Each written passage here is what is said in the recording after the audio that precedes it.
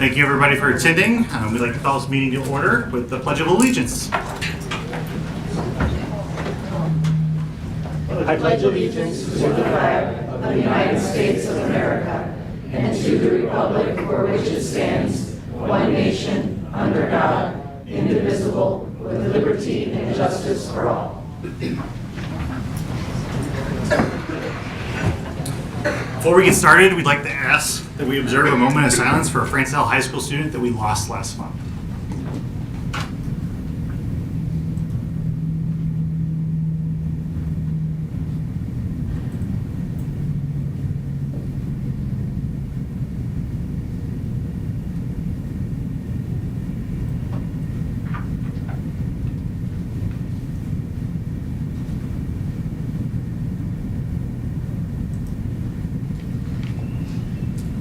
Thank you. Board, I'd like a motion to approve the agenda for May 18th, 2023 as presented. So moved. Second. Victor Stiglich. Victor Kushgar. All those in favor say aye. Aye. All those opposed say no. Motion passes. Now we have recognition. Ms. Jen Joles. Thank you, President Bertrand. First up tonight, we would like to recognize Francis Howell Central for receiving the Exemplary School Library Program designation from the Missouri Department of Elementary and Secondary Education, otherwise known as DESE.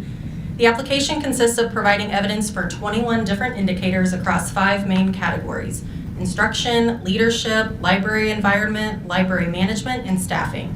The applications are evaluated and assessed by a team of school librarians from across the state. The Exemplary School Library Program was established following the passage of Senate Bill 743 in 2018, which required DESE to establish a process for recognizing library programs. Francis Howell Central's library is one of only 9 programs in the state to earn the designation this year, and the first school in the Francis Howell School District. Here to tell you more about the dedicated library media specialist responsible for this honor is Mr. Brian Warner, Assistant Principal at Howell Central.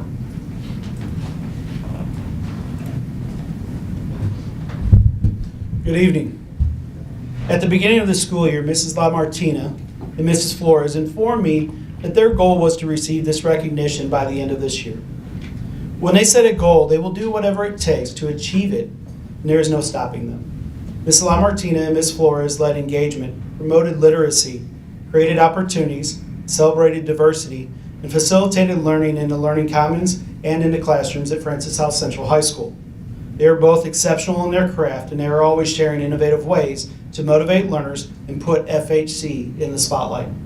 Last month, they were notified that FHC is one of 9 high schools in the state of Missouri that received this recognition from the Department of Elementary and Secondary Education. And to be considered for this award, the library program at FHC had to score a minimum of 38 points out of a possible 42.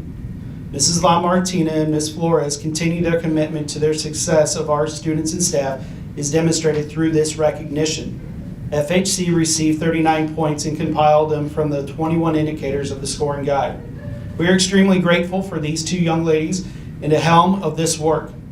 They were highly respected among the FHC and most deserving of this distinction at the state level. Please congratulate Mrs. Tanisha LaMartina and Ms. Cassie Flores.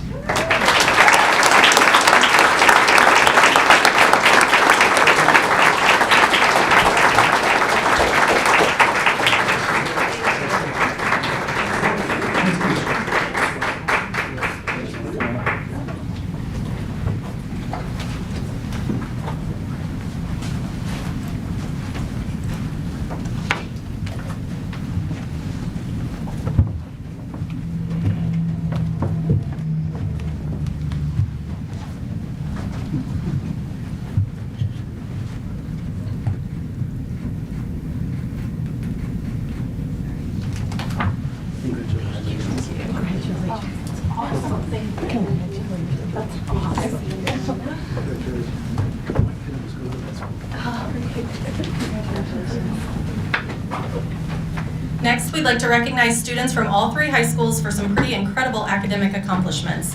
We will be celebrating our National Merit Finalist, our Missouri Scholars 100, and perfect ACT scores. I'll give you a quick summary of each of the awards, and then I'll invite our high school principals to come forward to introduce their students. To become a National Merit Finalist, students must submit a detailed scholarship application in which they provide information about their academic record, participation in school and community activities, demonstrated leadership abilities, employment, and honors and awards received. A finalist must have an outstanding academic record throughout high school, be endorsed and recommended by a high school official, write an essay, and earn SAT or ACT scores that confirm the student's earlier performance on the qualifying test. Only about 1% of college-bound high school students are chosen as National Merit Finalists, who then go on to compete for a variety of National Merit scholarships. The Missouri Scholars 100 is a statewide program that honors 100 of Missouri's top academic students in the graduating class. The program is sponsored by the Missouri Association of Secondary School Principals. Schools across the state are invited to nominate candidates, and selection is based primarily on a formula using the student's grade point average and ACT or SAT score. The student must also have excellent attendance, be an exemplary school citizen, and be involved in school activities. And finally, the ACT, which we're all familiar with, is one of the most popular standardized tests used for college admissions. The ACT comprises tests in English, math, reading, and science, with scores ranked on a scale of 1 to 36. To achieve a perfect score of 36, a student must answer every question correctly in all 4 required areas. Roughly 1/4% of students who take the ACT receive a top score of 36, so it is a rare feat indeed. And with that, I'll invite Mr. Warner from Francis Howell Central back to the podium to introduce our first group of students.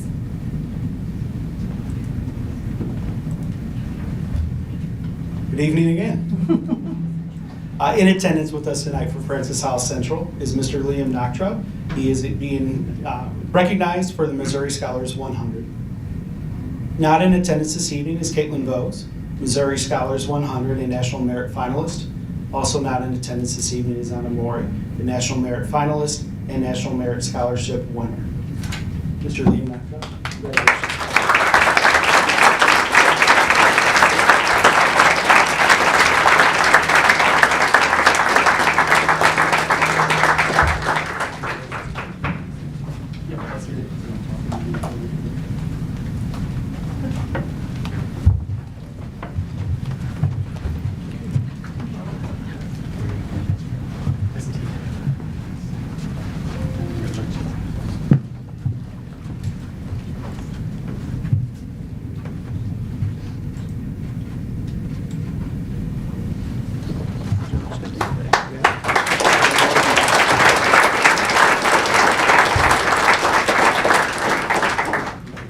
Board, you're going to get your exercise tonight because we have a couple more groups, so we have a couple more photos. Next, I'd like to invite Mr. John Schultz, Associate Principal at Francis Howell High School, to come forward to introduce his students. Good evening. Francis Howell High School is proud to recognize Mr. Carter White, who is going to qualify as the Missouri Scholars 100, Ms. Trinity Young, Missouri Scholars 100 and National Merit Finalist, and Julia Pfeiffer, Missouri Scholars 100, National Merit Finalist, and National Merit Scholarship Awardee.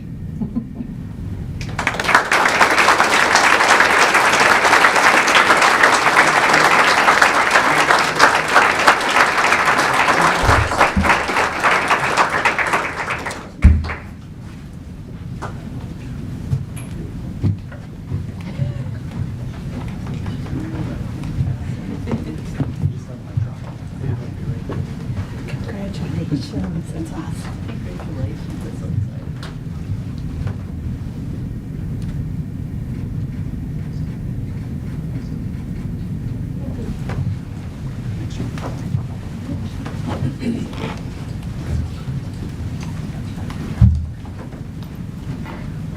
All right, thank you, Mr. Schultz. And now Mr. Fletcher, Principal of Francis Howell North, will introduce his students.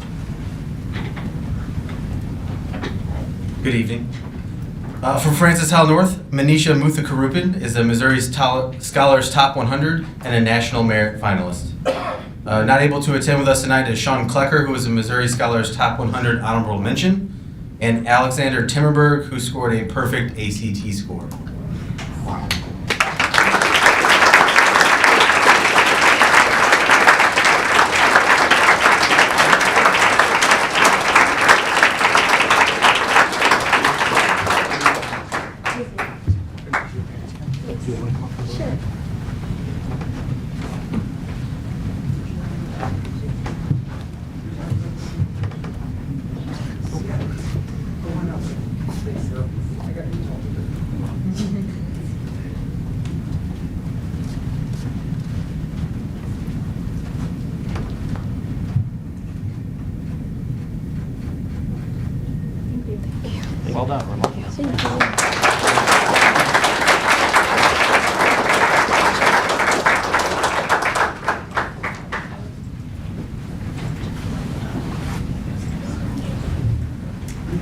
right, we know these students are going to do amazing things and we are so proud of them.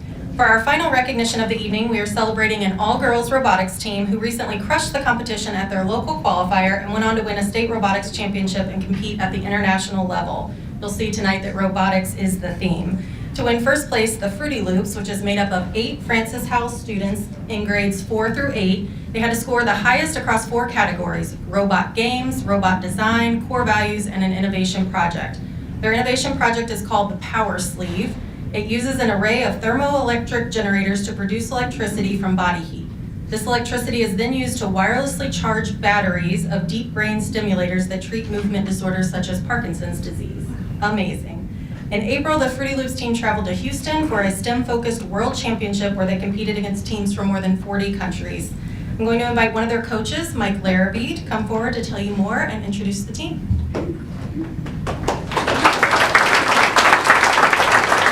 Great. So I'm very proud today to be able to recognize the Fruity Loops, who, after 9 months of extremely hard work, culminated in finishing in the top 25% of teams at the World Championship level. So I'm going to call them out one by one. So we have Asher Larrabee, a 7th grader at Sager Middle. Kate Larrabee, an 8th grade student at Sager Middle.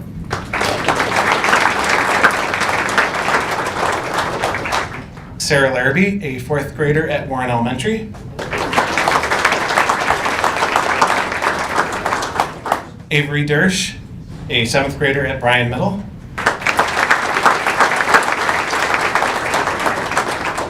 Cora Volmer, a 7th grader at Sager Middle.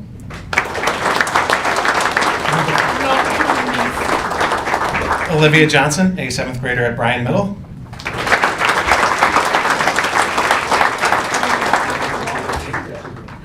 Umayza Chaudhry, a 6th grader at Sager Middle. And Vivian Conrad, who is an 8th grader at Sager Middle, who was not able to be with us tonight.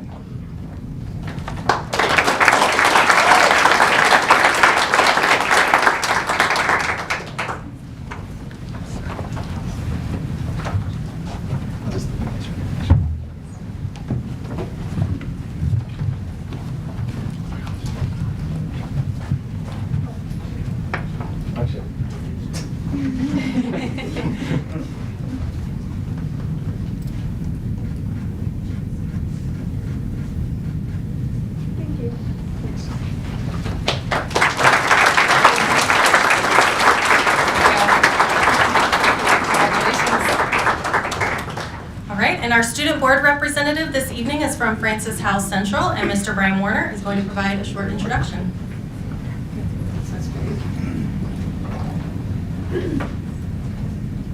It is my honor to introduce Rabia Bari as your student representative at Francis Howell Central High School.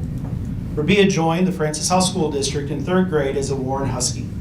She spent her middle school years at Sager Middle School before coming to FHC. And in the fall, Rabia will be attending the University of Missouri, Kansas City to study biology. She has already been accepted into their 6-year medical program in hopes of becoming an obstetrician or emergency medical doctor. Rabia is FHC's first ever national qualifier in public forum debate. She has earned a superior distinction and is a recipient of the National Speech and Debate Academic All-American Award. Rabia is a Health Occupations Student Association International Leadership Conference qualifier, and she has placed in the top 5 in the state all 3 years she has been involved. Additionally, Rabia is a Seal of Biliteracy recipient for English and Spanish and is a heritage speaker of Urdu, the national language of Pakistan. Rabia values community service. She has given her time through tutoring to Achieve as well as volunteering at the Hannibal Free Clinic. She completed a service project with the Camp Keeson at SALU and led a supply drive through the FHC's National Honor Society. Did I mention Rabia has only been a Spartan for 3 years? That's right, she is graduating in a couple of weeks to pursue her medical pathway at UMKC after only 3 years in high school. Ms. Rabia Bari.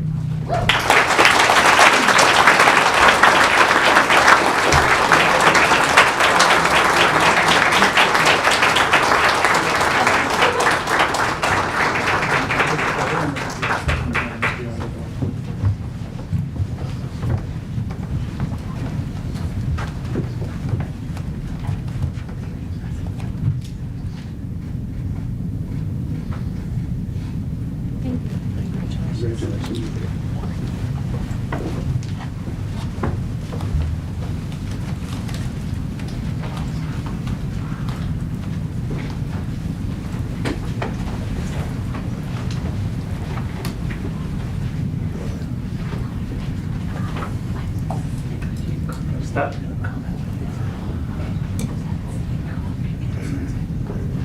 All right, and continuing with our robots theme, here to tell you about the Raven Robotics Club is Mr. Ricky Reeves, teacher, robotics and esports sponsor, and industrial arts department chair at Francis Howell High School.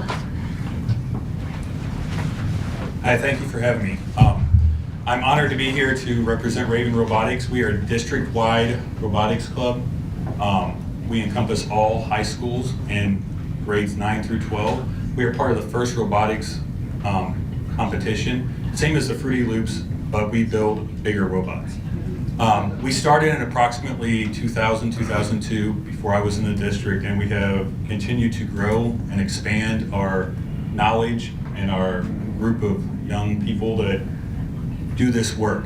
The whole purpose behind this is for the students to get hands-on real-world experience that shows them not only how to build, but the real aspects of.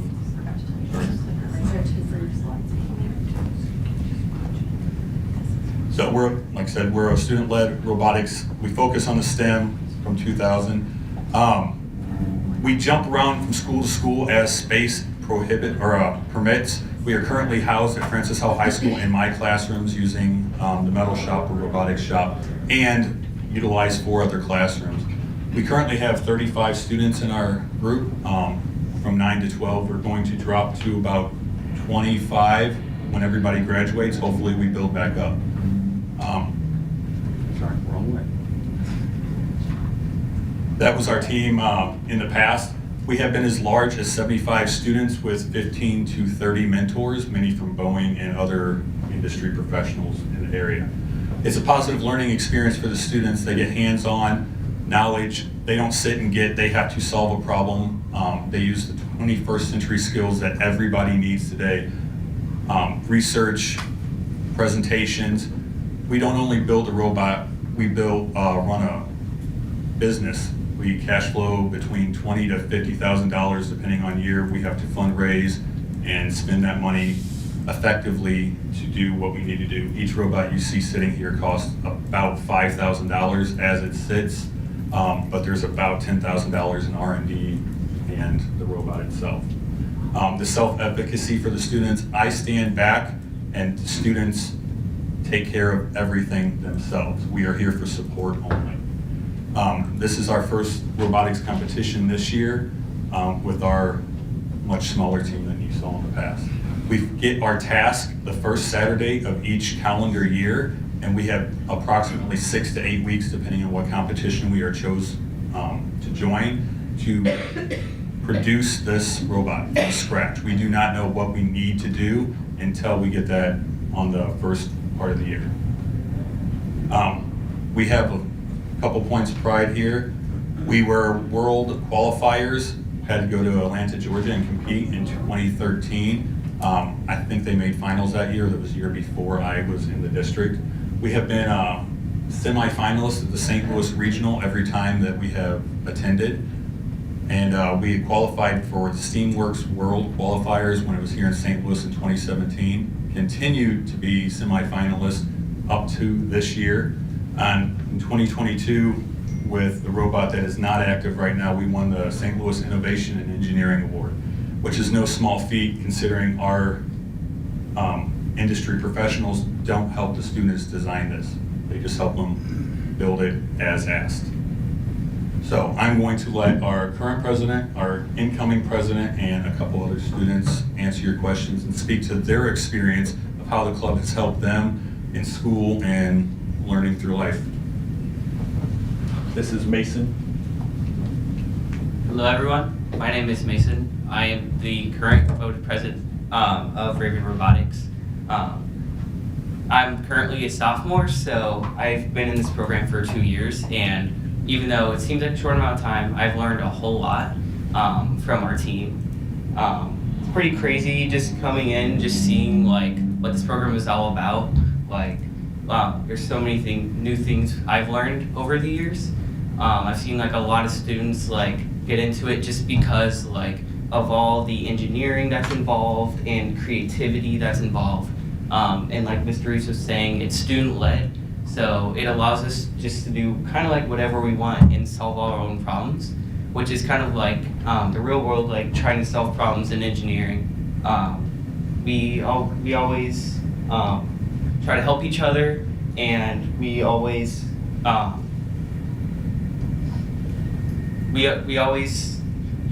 to stay organized by having selected teams to work on the robot, and by just keeping organized, having selected roles for everyone. For example, I have president. We also have vice president. We have a lot of roles involved. But me coming in, it was a lot smaller team from what Mr. Reeves had shown in the past. But this year, I think it was pretty cool. Here's our rollout from this year. That was our rollout from last year, so my freshman year. Gavin, if you want to drive out the robot and show what we have. So this robot,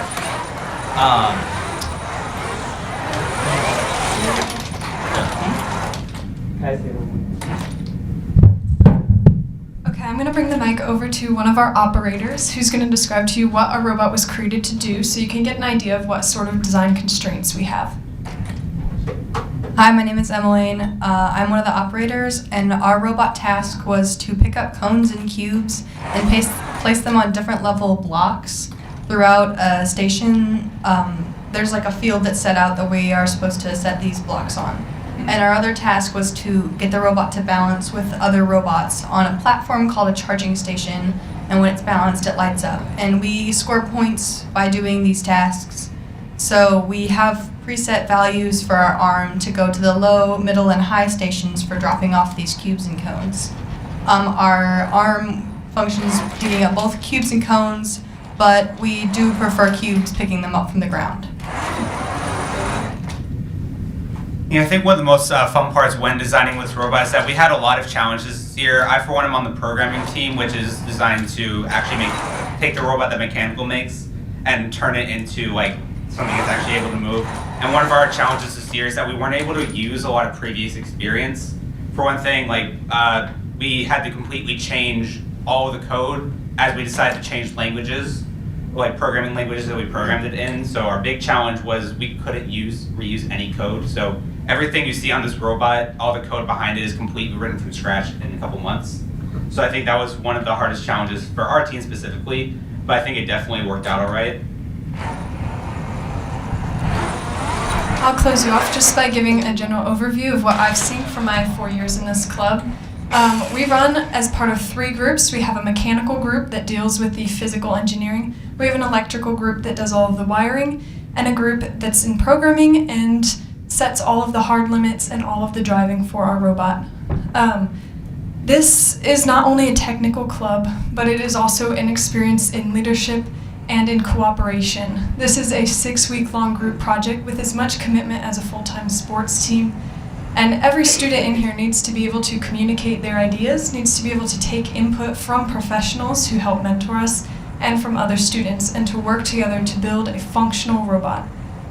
This is no small task for a bunch of high schoolers whose only experience with group projects is presentations in class. And I believe this is about as close to industry as almost anyone can come in high school, getting real-world experience through their clubs in their school.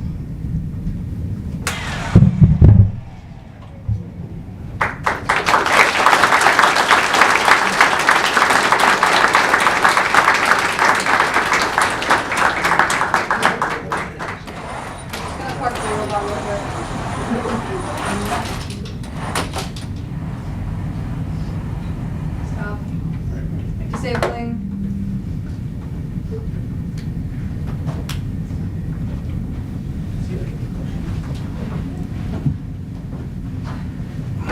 Yes, I didn't know exactly how much time we have, so if there's any questions, you can go ahead and ask them, or we can move on.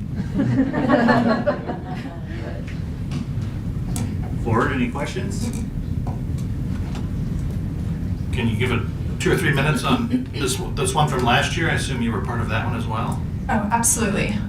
Okay. This one? The small one? Okay, this was created for a very different project. For this one, we had to shoot small foam balls into lower and higher targets. So one about the size of a basketball rim and another more about that height, waist level. This had to pick up from the ground, so we have a little intake hook that swings out at the beginning of the match, picks balls up. We have a plexiglass channel that kind of shoots them up. It's very, very simple technology, just driven by wheels pushing against a frame, and that generates enough kind of propelling force to shoot the ball out of our robot with a little bit of flex in the frame. We also had to hang this year, so it's not on the robot, this same piece of technology that allows our arm this year to extend and retract. We had it on here, and it would go up, attach to a bar, and pull the whole robot up like it was doing a push-up, or a pull-up, sorry. Since we have a couple of minutes, can we see the other one actually pick up the cone? I'm hoping to bring it to me. Yeah. Bring me the cone. Let's see it operate. We don't have any of the game pieces, so I'm not sure how well this will work on them, but we can attempt to pick up this traffic cone if you like. I thought that's why you brought it. Okay. It's not a regulation cone. All right, you also manually adjust. So higher. Raise it up a little bit. All right, intake. Get down kind of. All right, rev the motor. Yeah, okay. All right, just do the intake. Yeah, it's a bit too big at the front. Hold on. Try going higher. Higher? Slightly higher. Yeah, it's intake at the bottom. I think our cones during competition were a little more flexible and easier to grab with our flywheels. Someone go feed the cone in. Yeah, you want to try that? Someone go feed the cone in.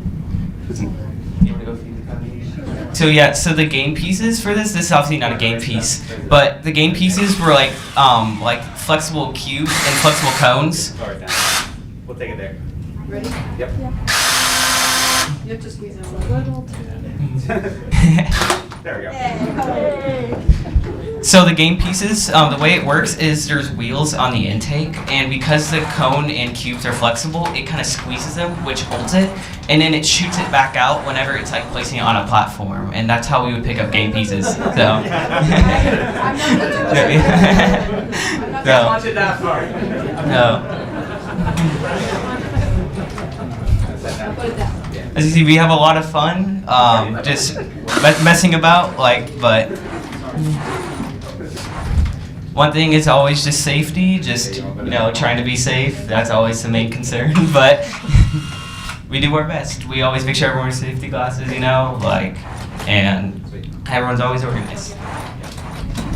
We also train all of our members on every machine that they'll need to use. So this year we're getting a laser cutter, a CNC machine. We have different mills and drill presses in our shop, and students get an opportunity to have hands-on experience on all of these industry standard machines if they choose to join. Any other questions? All right, thank you for having us.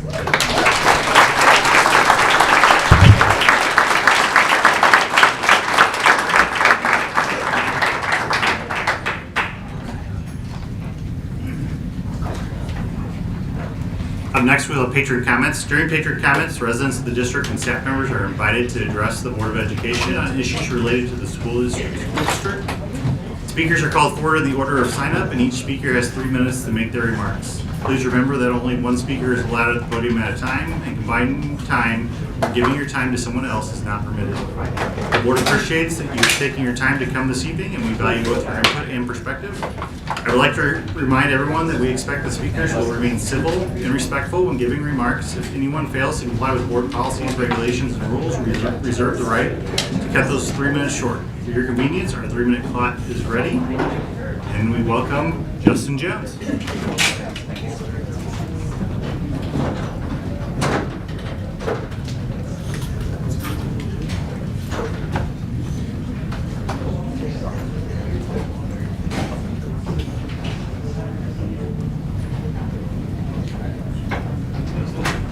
Hello, I'm Justin Jones. I am the father of a student at Sager Middle and another student at Howell Central. The reason for me being here this evening is I'm sure everyone knows there was a threat at the Sager Middle School Friday the 12th. Actually, that's when I received the information, was Friday the 12th. I received a text from my son, and the only information that I received is there's a potential threat at the school. With that being the only information that I had, I was terrified. I raced to the school as quickly as I possibly could to retrieve him. And when I arrived at the school, I went through the normal security check-in at the gate and was allowed through. Once I arrived at Sager Middle, I pulled up directly in front of the building, and normal daily operations, children were filing in and out of the building, most of them coming back from PE for the day, and I was able to enter the school along with the children unabated. No one stopped me.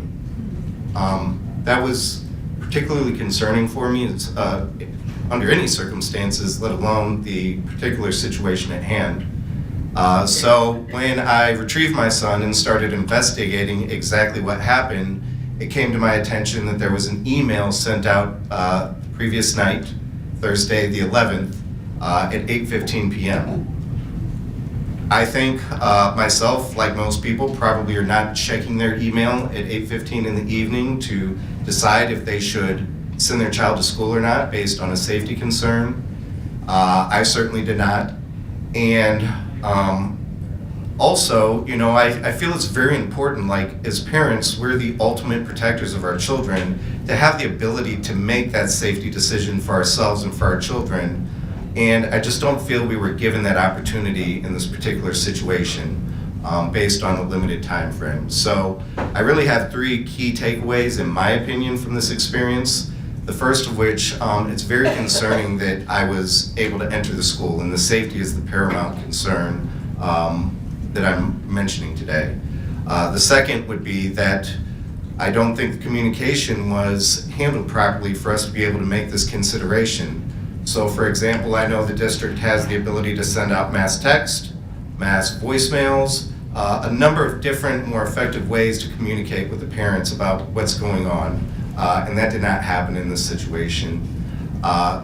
And the other concern that I have, because we as parents weren't able to make that safety decision or weren't provided enough information to make an accurate decision, I truly feel... Thank you. Your time is up. Thank you. Up next, we have Lori Leary.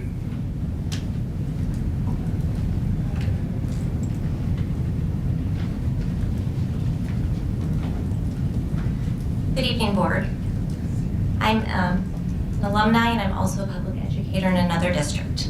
I'd like to start out with a quote. Heckling is an act of power. If you want to speak, get up in front of the microphone and speak. Don't sit in the dark hiding. It's easy to hide and shout and waste people's time. I originally signed up to come and speak about the amazing library after reading the 3 pages of questions that were meant to undermine the work of these amazing educators. You didn't speak these words out loud. They were hidden alongside the special recognitions. Since I last viewed the agenda and now, items have been pulled. 6 items with extensive evidence and support from content experts.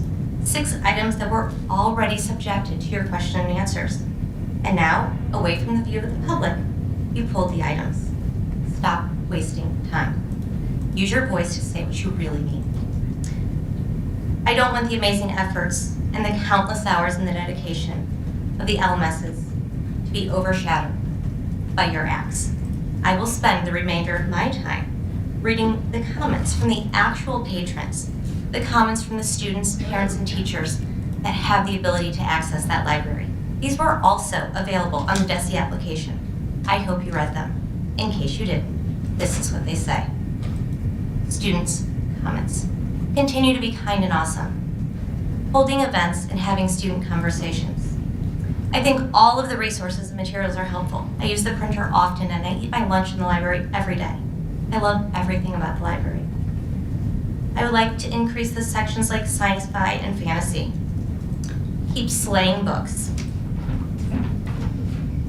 It goes on. Keep what you're doing. You're awesome. Be kind and keep recommending books that are unique to that person. The library feels like a very welcoming place every time I go down. From teachers, you provide support, you provide assistance with lesson planning, you provide tech support for students and staff. Keep being your wonderful self. We are lucky to have you. You asked me about new things that you've discovered and if I can implement them.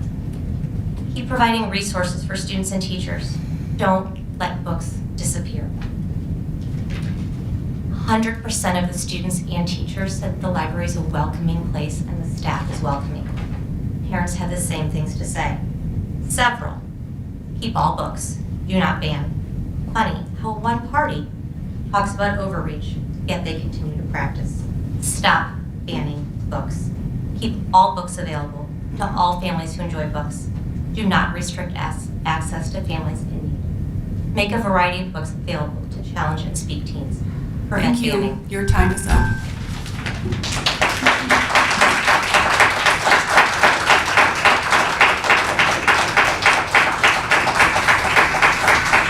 Next, we have Vivian Gontars.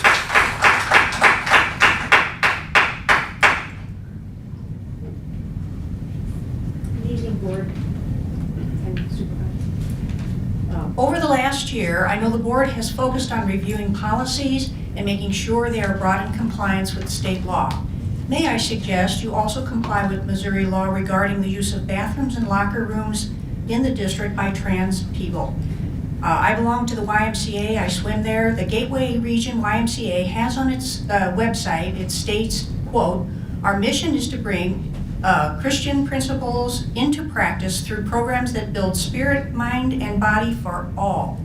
And they state, quote, "To achieve this mission, we strive to be community-centered, bring people together, nurture potential, maintain a local presence and global reach.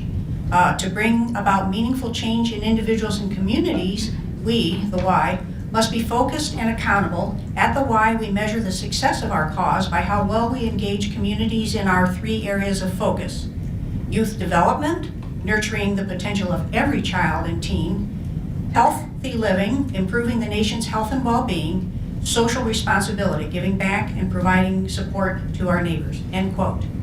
The YMCA serves patrons from toddlers to people in their 90s, every religious background, every nationality, and a variety of sexual orientations.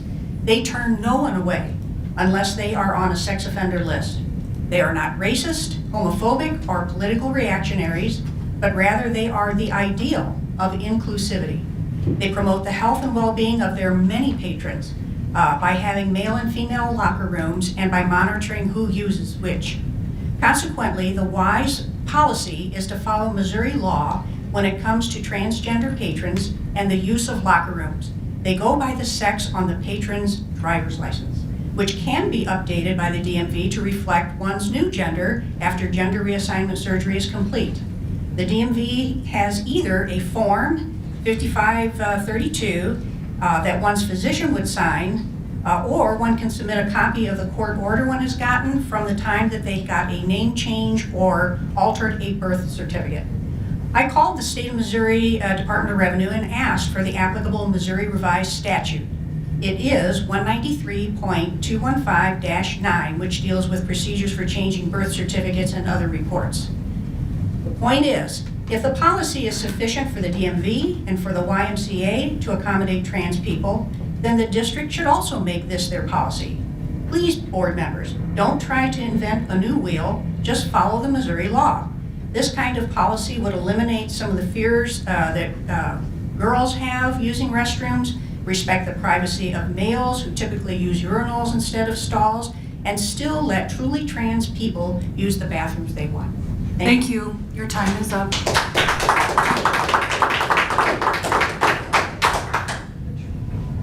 FHEA.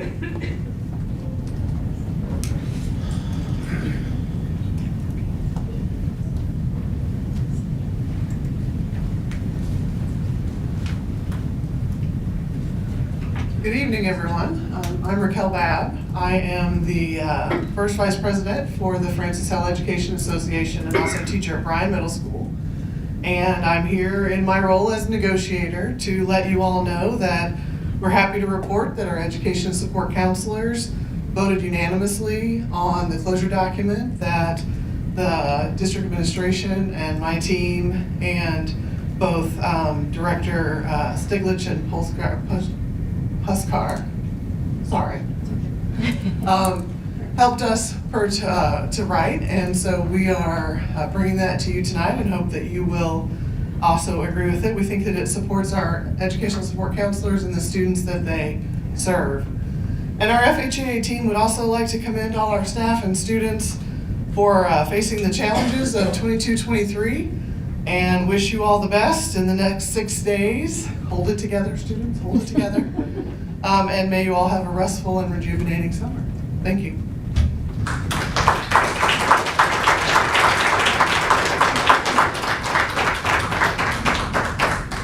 FISPA.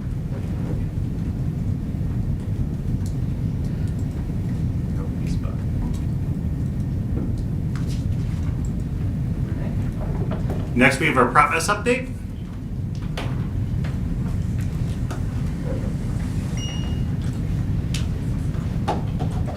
Good evening, Board.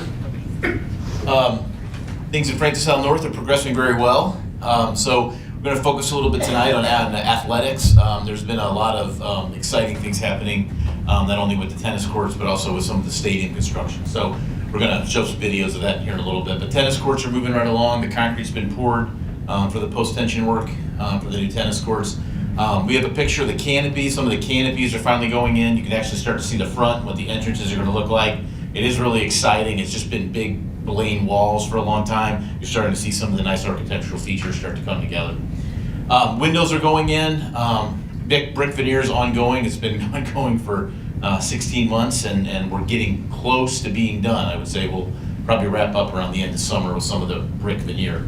By brick veneer, we just mean red brick, brown brick, the exteriors. The roof is also getting close to being completed. They should be out of there this month. Anyone that's taken a tour kind of knows the front area was still a little muddy. We're still waiting on the roofs to go on that, but the roofs will be completed within the next week or so, so that's a good thing. Curbs and sidewalks continue on the outside of the building, so they're starting to get into that site work.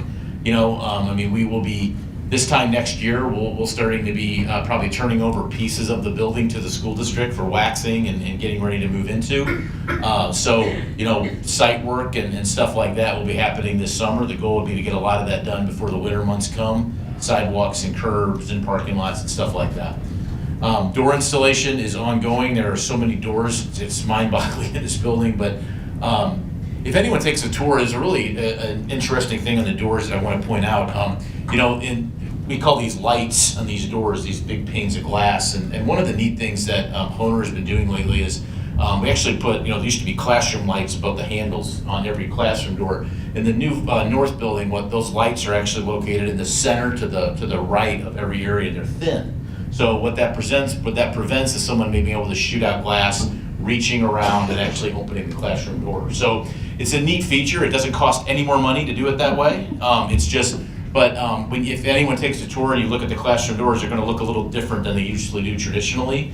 But it's just an example of one of those ways to increase safety and not pay more money for it. So you know, it's kind of a neat thing. I'm going to have Honer come and highlight some of the stuff like that. Honer's our architects.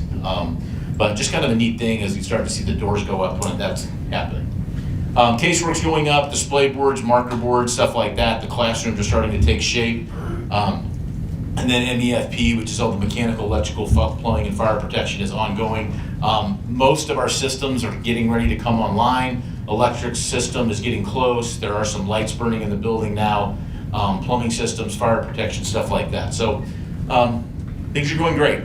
Really, I say this a lot, but I can't stress it enough. I mean, we're without question ahead of schedule and under budget on this project, and continue to be. So here you can see a site overlay. We'll have some more video, but you can see the existing schools on the top right there.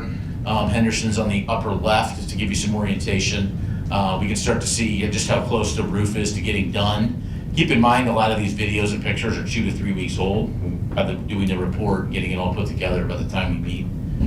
Here we can see the tennis court. So we have a post-tension concrete system. Post-tension means that it's poured concrete and then they tighten it all up. It ends up floating, if that makes sense. So the concrete doesn't move and crack. It kind of moves together as one. So it's the best way to build the tennis court. It really prevents cracking, but these are all post-tension concretes. Those are the posts for the vents that you see going up there. Here's a cool picture of the canopy. This is the main entrance to the school, so this kind of faces out towards Henderson or the baseball fields, but that's not finished. That's just the structural piece, but again, some of the architectural features of the school are starting to take shape on the outside. That white limestone you see, that's finished product. We have browns and reds and whites all throughout the building, but that white limestone you see is at the front. This is a picture of the actual performance gymnasium. Again, one of my favorite features of the school is you actually walk in on the mezzanine level, so it feels like a very collegiate gym. You actually come in the mezzanine level and then you look down into the gymnasium. So those big windows will stay like that. It's kind of has a field house feel to the new gymnasium. Those actually look out over the football stadium. So it's a unique thing. A lot of the other gyms within the school district don't actually have natural light coming in. And we did studies on, when the sun will come in and stuff like that and how it affects the gym floor, so everything's good on that. So there was a lot of work done by our designers, but it's a pretty neat feature, and the gymnasium is really, like I said, one of the special features of the building. See some of our toilet partitions going in. It's exciting. You can see the epoxy floors are done, ceiling grid up high, so just see just how far along some of these building in. That white is finished color, finished paint. This is the storm shelter or the auditorium. So this is looking as if we're sitting in seats looking towards the stage. This is, if you look up, you see this big white truss. This is actually, it's a storm shelter, so it can withstand winds of up to 200 miles an hour. This is where all the kids would go in case of a tornado or a weather event. It can hold the entire school and the staff easily, but it's built out of concrete tees. You can see the concrete tees above. The roof's all structurally sound. We actually couldn't get concrete tees big enough on this job. They only make them about 100 feet wide, so we actually had to put this big truss in, which actually separates the two tees. But you won't see that truss. That's kind of be the front top of the stage when all's said and done, but kind of an interesting feature of our building. This is what we call the crossroads. So this is actually looking out towards the neighbors or Henderson. To the left is where the actual cafeteria will be. This is the main student entrance. So the buses will pull up. This is where all the kids will actually come in during the day. So there's kind of a big crossroads here in the main section of the building. Then here we have a drone flight. So Jane, if you want to play this, that'd be great. Just to see again how far along the roofs are, some of the canopies. That's the old school in the background there. Still waiting on some of the HVAC units to arrive. They're still on schedule, but those are what the big white boxes are on top of the roof. Here we see the tennis courts on the right side. We have 8 tennis courts all in a line. They're not double stacked. That access road coming up through there. So those are the tennis courts that are being built there. Down on the bottom left, you see the cooling towers that'll actually sit on the ground for the actual school. Here's another look at the tennis courts now coming the other way. Again, post-tension concrete. You see the fence posts going in. And now as we turn here, we'll start to look at the stadium. So we're basically to the point where we're ready to start putting the turf down. Everything's prepped. Soil remediation is done. You can start seeing the footings for the actual will be the home bleacher side. So we actually won't build the visitor bleacher side during this phase of construction. It flipped now, but all the home bleachers will be in as we speak. And then here you see the gymnasium. That blue you see is actually the front of the gyms. So a lot of progress, a lot of fun stuff. So I always do this too. So we have allowances built into the job. These haven't changed since I think in about 6 months. So we're still holding the same amount of money back for allowances. Eventually this will just roll into the contingency or drop to the bottom line of the project is in essence how we would word it.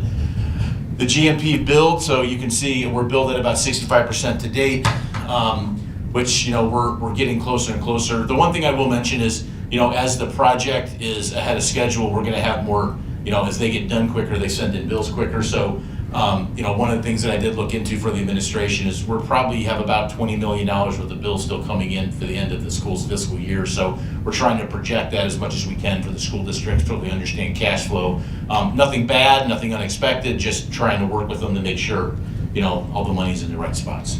So the last thing I will say in closing before I answer any questions you guys have is, we didn't have a slide on it this time, but security vestibule. So the design is, not the design, Hohner, the architect, has done some preliminary work. They've submitted the budgets for that. They've submitted some of the design work for that. It just came in just a couple of days ago. I think the anticipation right now is to bring that to the next board meeting per the process we laid out at the previous meetings during the audit review of coming to the board and saying this is what we're thinking, and then asking for the board to approve or not approve moving forward within the design work. So just kind of something that should be happening over the next month or so. So I'd be happy to answer any questions the board has.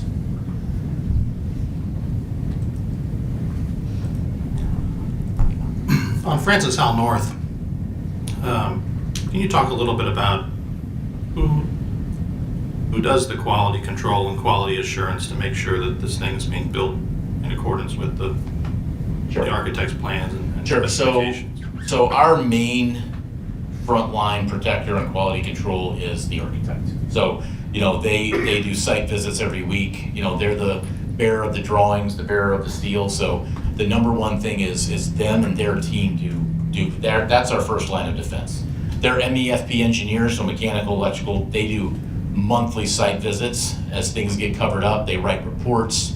They give them a list of things that they see that are deficient that need to be corrected. So we rely on the engineers and the designers as our first thing. We also have a testing company, which is SCI, that goes through and does all what we call construction monitoring. So this is testing concrete for compaction or concrete for PSI. So, you pour concrete, there's no way to know whether it really is going to meet 3,000 PSI or not. So they take cylinders of every truck that comes out to the job, they go to a lab, they press them until they break, and then we make sure that they meet 3,000 PSI. So they test the concrete, they look at all the steel connections. So every steel connection we double check, is every bolt right, has every bolt been changed right? All the welds get ultrasound tests just to make sure all the moment connections are going to be installed correctly. So those are really, between those three things, that's really the QC. And then ultimately the QC is up to the contractor. We hire competent contractors and want to know who the subcontractors are so we can ensure that we have good people doing the work. But, and that is very standard, Mr. Cook. I think, every job I've ever worked on is pretty much the same way. So I don't know if that answers your question, but it does. So. With respect to the security vestibules, did we seek out design fees from any other architects other than Horner? I would say that from my understanding of how that's working right now is that your professional service agreement with Hohner was bid out or sent out for RFQ years ago. I don't know the exact date of that. I guess it's 3 to 4 years ago. They had the best bid at that time for architects work on a percentage basis is basically how they work. And I think the district has elected to stay with them and continue to use them at that percentage basis. But the district has the option at any time to send out an RFQ for professional services to go out and see if that's who the architects, they want to do. Most districts hire architects. You kind of have it. It's not like construction where it's one more job by job. Most districts want to work with one designer and they keep them for years at a time, and then sometimes they go back out just because it takes a lot for architects to acclimate up to your standard. So they get all their CAD files of the buildings, they get all the floor plans. So sometimes it can cost more money to go out and start over than just keep the people that are currently there. But that would be up to the board how they want to handle that. But it's my understanding that Hohner is still working under a design fee percentage that was bid out under previous RFQ. I'll just add to that because of some of the previous work that Hohner has done with the district and having drawings done that they've already done of some of our buildings, the measurements, they had that information readily accessible to do quick walks and to do drawings faster, given that we're trying to expedite these potential projects compared to other things. So we'll be able to share those costs with the board at the June 1 meeting. And if we need to go out and get additional bids potentially, we're happy to do that. You mentioned that you are ahead of schedule. Can you kind of tell us how far ahead of schedule are you? I know that we're still anticipating that the kids will start not this fall, but the following fall. Yeah. Are you ready? I mean, do you feel like it's going to be like more in the spring or versus like, I know last time we had talked, you thought it was going to be like early summer. Are we looking at, so like how far ahead of schedule are we? Yeah, I think, I would say that every day that, it's about risk management, Janet. So I would say that as we're far enough along now where everyone kind of is agreed that we can start publicly saying we're ahead of schedule. So I would say that's where we are. Schools are unique animals because it doesn't do a lot of real good to give it to you in March, because you're not going to move until the summer. But what it does do is create opportunities for the school to start moving into areas. So something I'll say about waxing floors. So we have 350,000 square feet of vinyl tile to wax, and that is on the district to do. So that's something that the owner does after the tile is laid. So those kind of things, the fact that now we're turning over in March, potentially, and it'll be turned over in phases. It won't just be here's the school. We'll give it this wing and then that wing. But the district will be able to start waxing those floors, getting things prepped, bringing in maybe, Rich Wilson and his team to look at technology and getting stuff up and running. So that what that does is then create, once the summer starts, the summer of '24, and the district's moving into it, the process is just quicker and easier for everybody. So I think it'll bring a big benefit to the district in that standpoint. But right now, I would tell you that I think February, March, we're going to start seeing areas turned over. It also gives us the opportunity to what we call do punch list, which is the architects coming out and doing a list of everything needs to be corrected. Paint touch up and that base doesn't look right. All that can get done before the moving starts, which only makes the process just smoother and quicker. So, question or not? Yes, it does. Thank you very much. And just to say this, we are on schedule. So the goal, I know we have new board members. The anticipated progress is that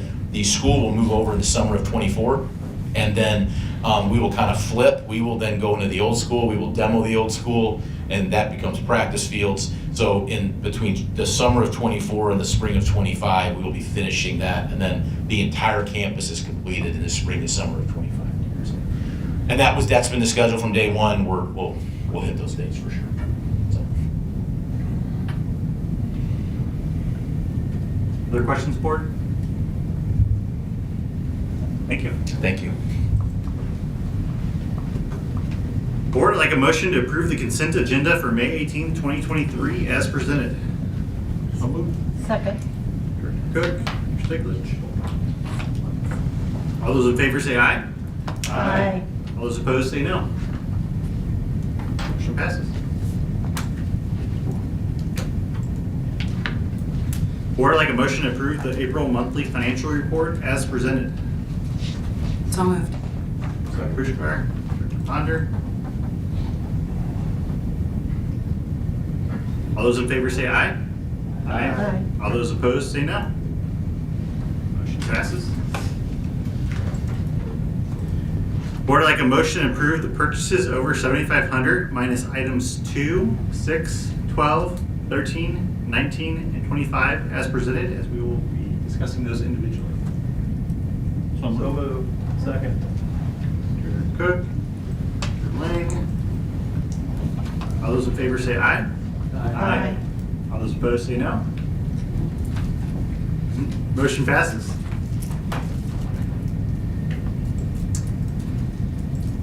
Board, I'd like a motion to approve the purchases over $7,500 for number 7 curriculum associates as presented. So moved. Second. Stiglitz, Director Ponder. Dr. Buckman.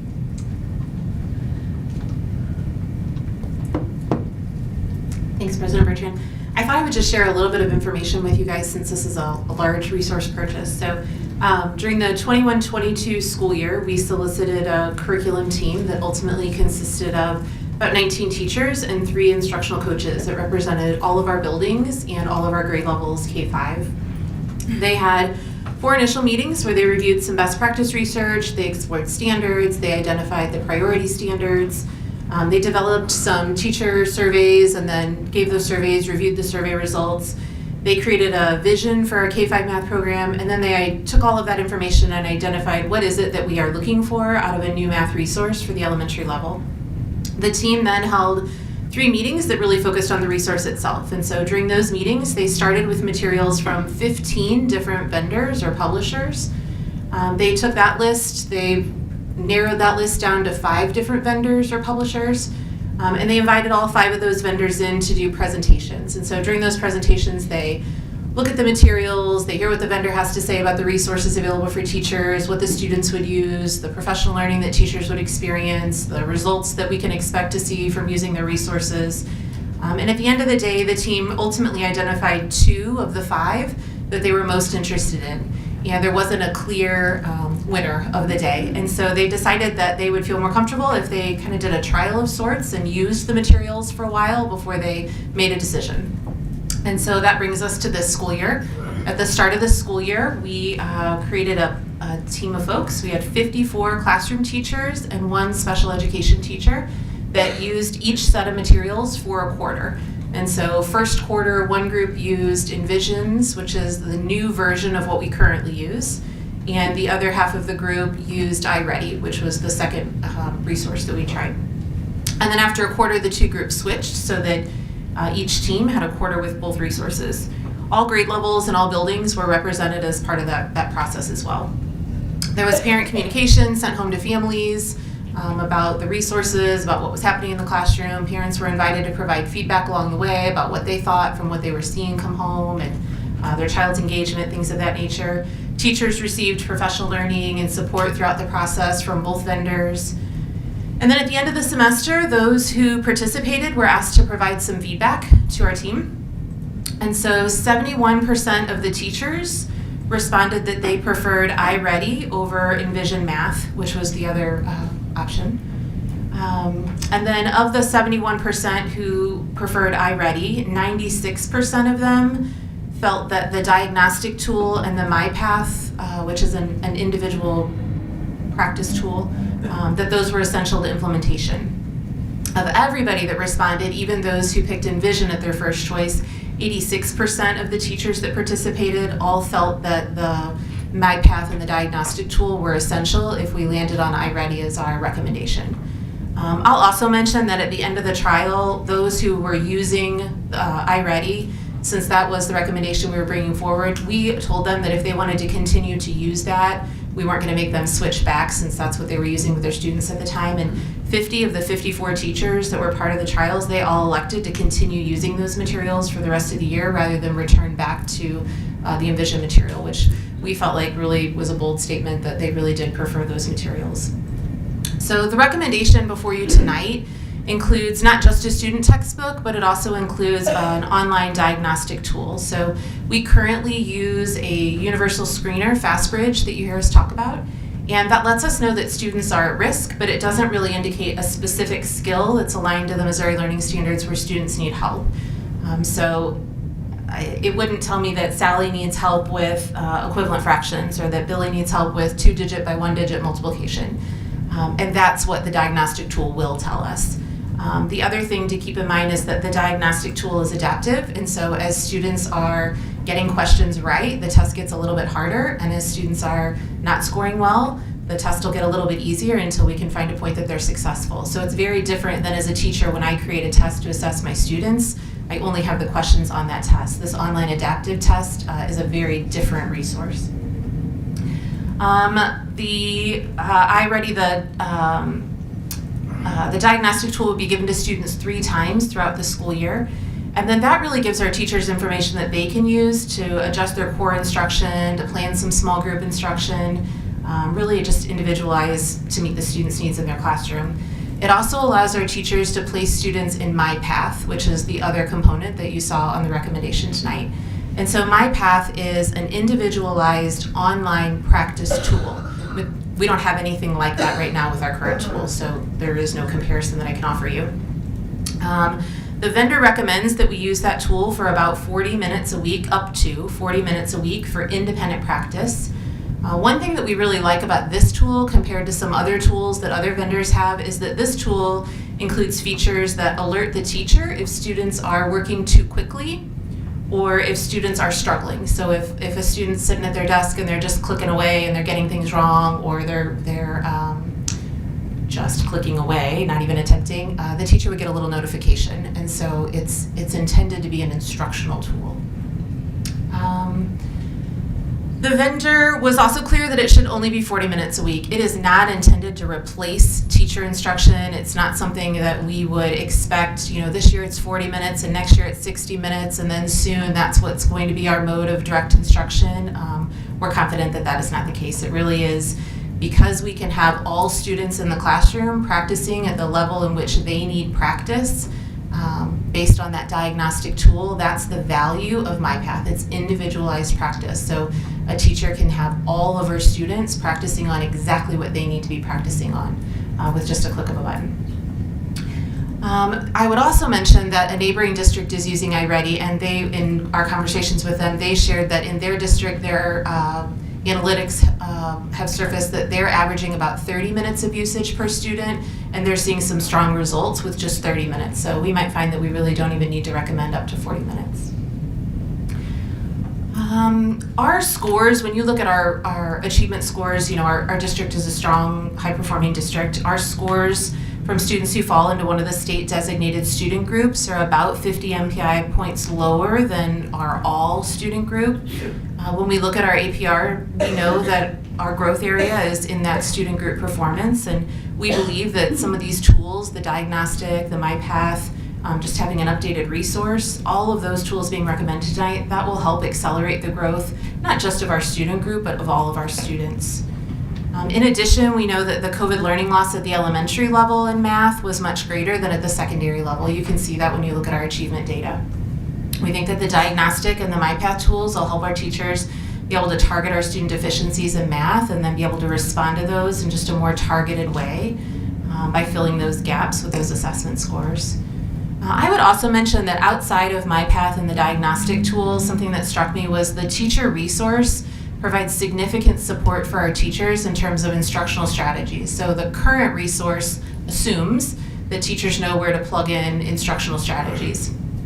The new program has those built into the teacher guides, so it prompts them explicitly when to use those strategies. And in the past, we are a district that has provided a heavy amount of professional development to teachers in that area, a lot of that through release time. And as you've heard, we are a little short on release time these days. And so when you think about teacher turnover and having lots of newer and younger teachers, knowing that we're giving our teachers a resource that has all of that embedded, we're not leaving it to chance, is something that is good. The final piece of information I'll share with you is just that as part of our process, we talked to lots of other districts. So specifically, we looked at 6 districts that we would consider comparable to Francis Howell. There were some in-state, there were some out-of-state. All of them provided very strong, positive, anecdotal feedback. All 6 of them showed increased state assessment scores while using iReady. iReady also runs a correlation between the iReady diagnostic data and the MAP test data. It is from 2018. They do it every 3 to 5 years, and so when we reached out and said, do you have an updated one, they said they're in the middle of it right now, so of course I don't have it now to show you. But the last one in 18 showed a positive correlation between iReady and MAP. Anything over 0.70 is considered strong. The scores for grades 3 through 5 ranged from 0.83 to 0.87. So, just another indication that helped us feel confident in bringing the recommendation to you today. So, and then I'll just take this opportunity to give a shout out to Dr. Lurton. She is our content leader who helped lead this out and wrangling that large of a group of folks and her family. We just appreciate the time and effort that they've taken over the last couple of years to put into this. So I'm happy to answer any questions that you might have, or I know a few of you visited some classrooms if there's anything you want to share.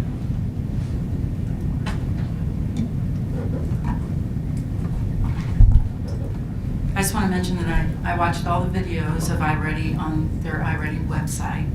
I read numerous emails, both for and against adoption of this curriculum. I previewed iReady Math in 3 different classrooms.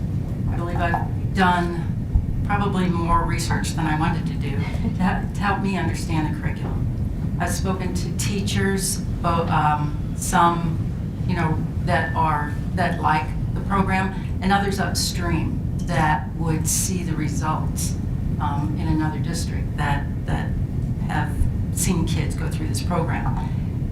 The issue that most bothers me is that the proposal doesn't have any validated research to ensure that our children are not being used as guinea pigs. I understand that some of our curriculum that we're already using does not have validated research, and that's understandable. However, if it has an acceptable track record, then that presents a quantifiable and trackable set of results. I would encourage, for me, and I can only speak for me, not the rest of the board, but any future proposals for any new curriculum in math or science be accompanied with validated research, quantified validated research, where we can totally understand the effects of the kids, rather than anecdotal. And I'm not discounting anecdotal. I think that's important. I think teachers have to like what the tools that they have. So I'm not discounting that. But I'm saying in order for a successful program, I think we need quantifiable results.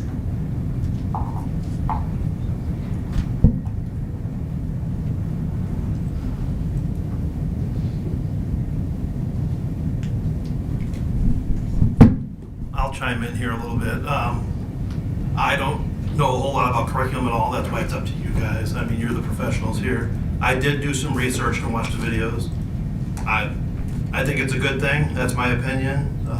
I'd seen pros and cons, and most of the cons just was that it's repetitive and stuff like that. But again, I'm no expert in any kind of curriculum whatsoever, and I did do some research into it. Seems like you did your research. Seems like a good thing to me. Again, that's my opinion. I also, like Jane, sat in the classroom, as you know. I saw what I wanted to see, for sure. What I went in hoping to find is that the students were engaged, they were having fun. It's math class, after all. They were having fun. It was easy for the teacher to instruct. It was easy for the children to understand. We had some laughs and some high fives, and it was a great experience for me. But I wanted to get the teacher's opinion and some of the other board members and staff. And one of the things that you mentioned that could be happening or will be happening is the potential for them to spend 40 minutes maximum.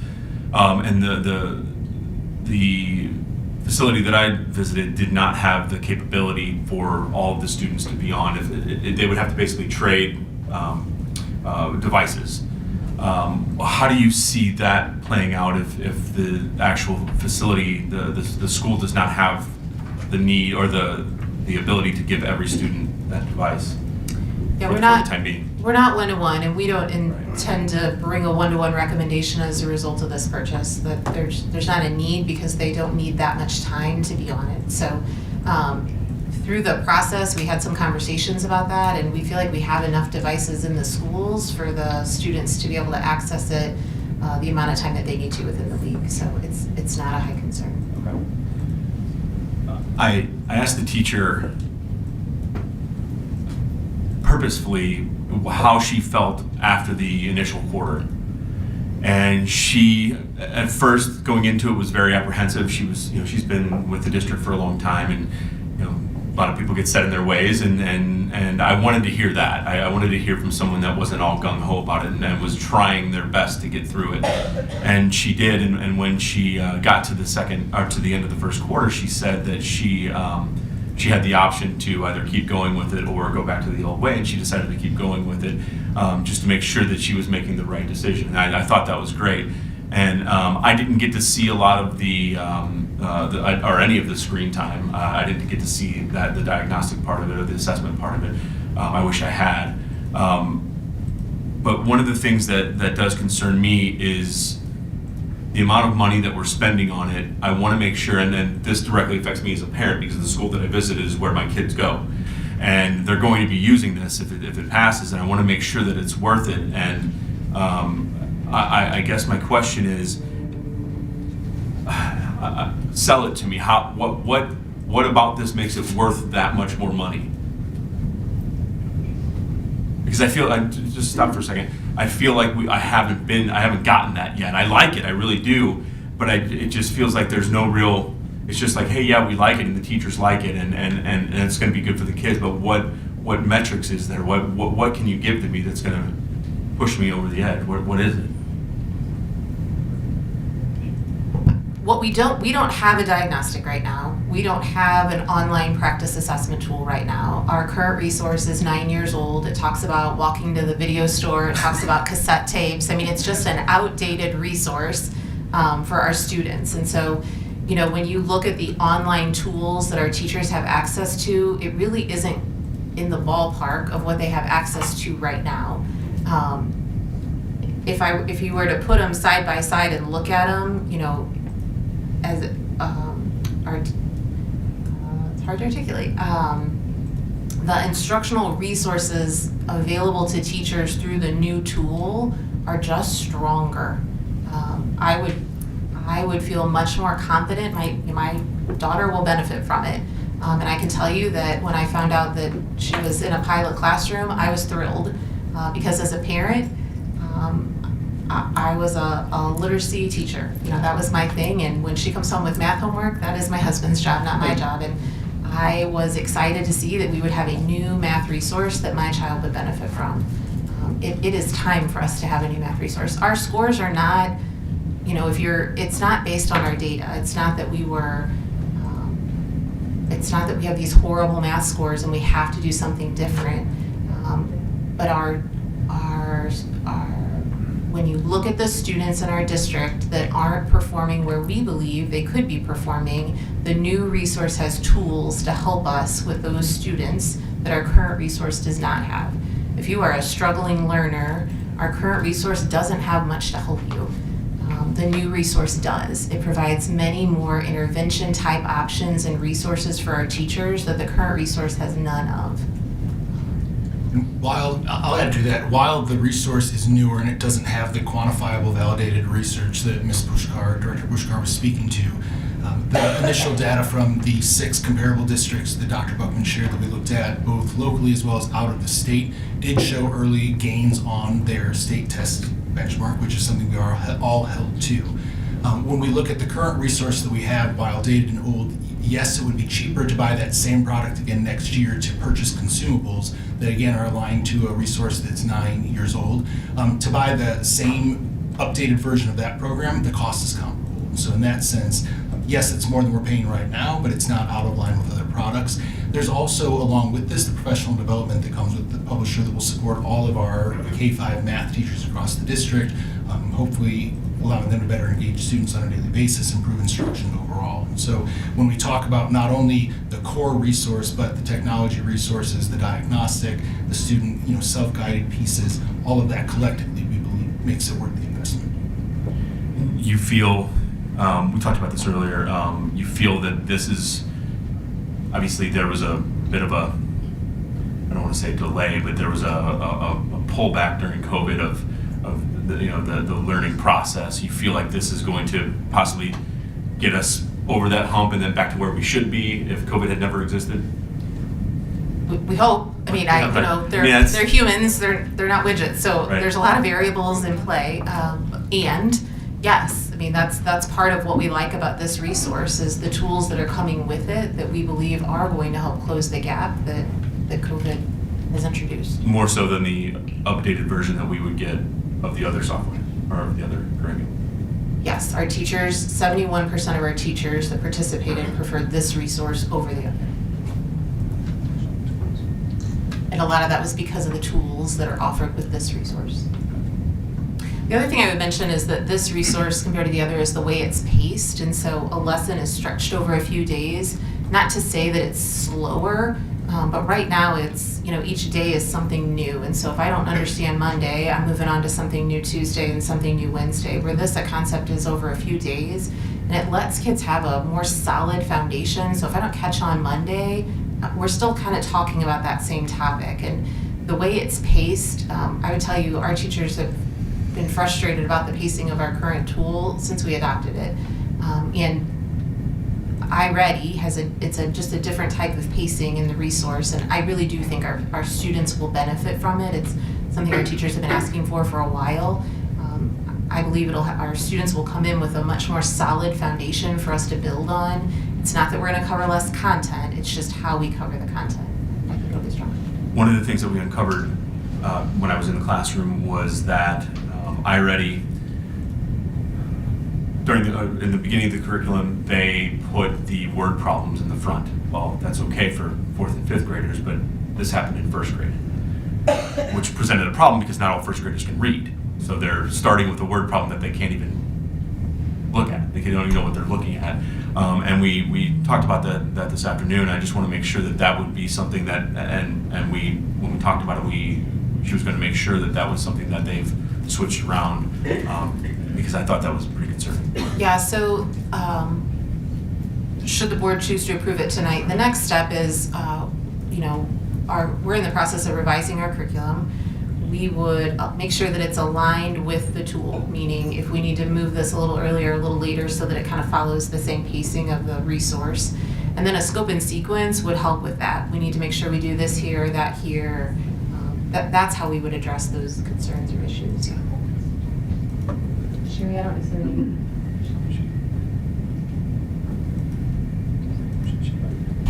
Sherry, is there anything you wanted to add? I don't see you, but I think you're back there. Is there anything you wanted to add to that?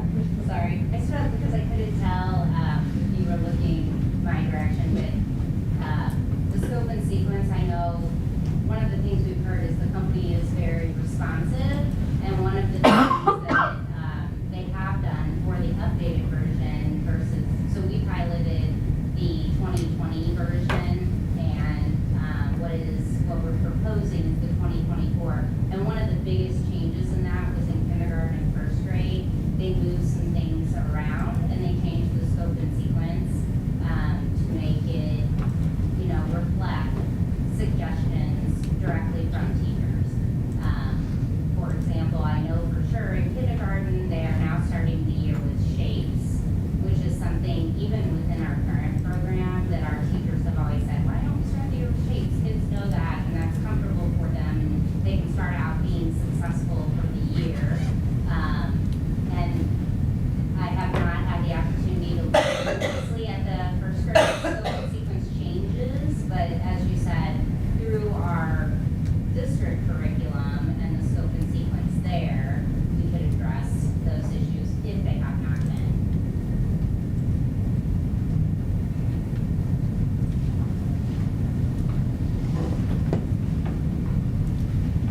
Other questions, board?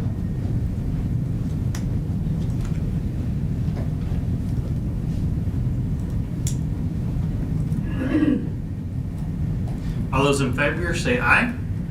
Aye. All those opposed say no. No. We need a roll call. I think we need a roll call. Director Harmon? No. Mr. Lang? Aye. Director Pushkar? No. President Bertrand? No. Vice President Cook? No. Director Ponder? Aye. Director Stiglich? Aye. Those have it.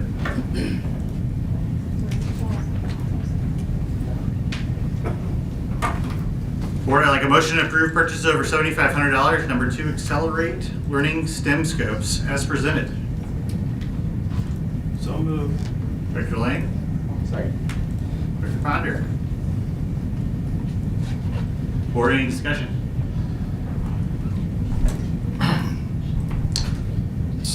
STEM scopes. I asked a similar question about the other science resource here, Gizmos, I think it was called. Is there I think the question I asked on Gizmos, did you survey the other teachers? And the answer was yes. I failed to ask if this STEM scopes was done the same way. I don't have the answer for that sitting here, but I do need to correct something. In your board Q&A, you had asked us if this was used in lieu of textbooks. And when we were answering the questions, I believe the answer that we posted said that teachers have a classroom set of the STEM Scopes textbooks and then also the online.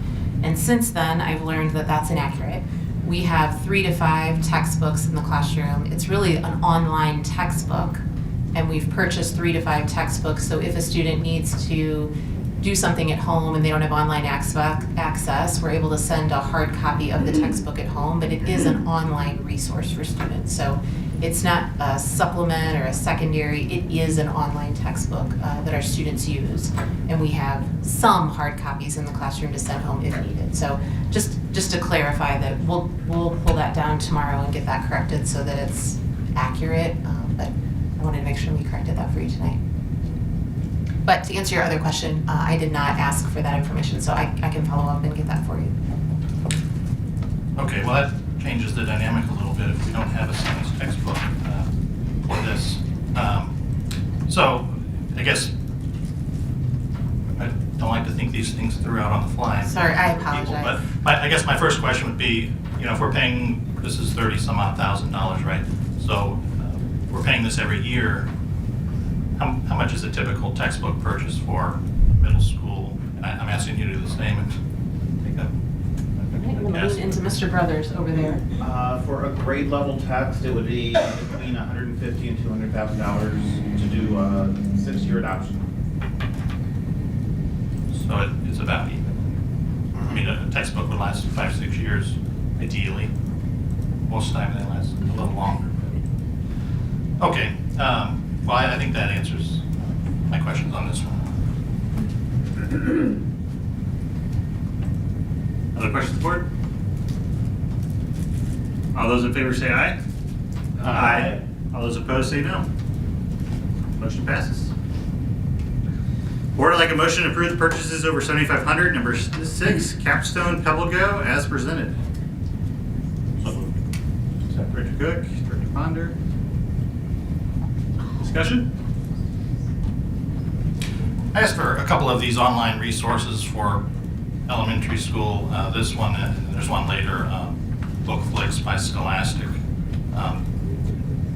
It seems that we have a lot of these every year. We approve several. And the purchase is over 7,500, but I suspect there's several more that don't reach that threshold that either individual buildings buy or classrooms or maybe district-wide, but they just don't reach that 7,500 threshold. But I wonder if we have a listing somewhere of all of these resources that are throughout the district that we can look at and make a decision on which ones are ideal. I mean, some of these seem very repetitive, and the memos we get are very high level, and I'm cognizant of that. But we have several. It seems like to me that are, well, this helps elementary reading, and this one reads books to kids, and this one they can look up articles and it reads them to them. And I guess I'm reluctant to approve many more of these without some sort of an overarching plan on how many we have of these, and then ideally I'd like to approve some plan, and this is just me. I'm happy to have a discussion here, but on all of these, because each one's $13,000 to $30,000, and some would say it's a drop in the bucket, but that they add up, and it's one more thing each month we're approving on all of these. And each month I look into the companies, and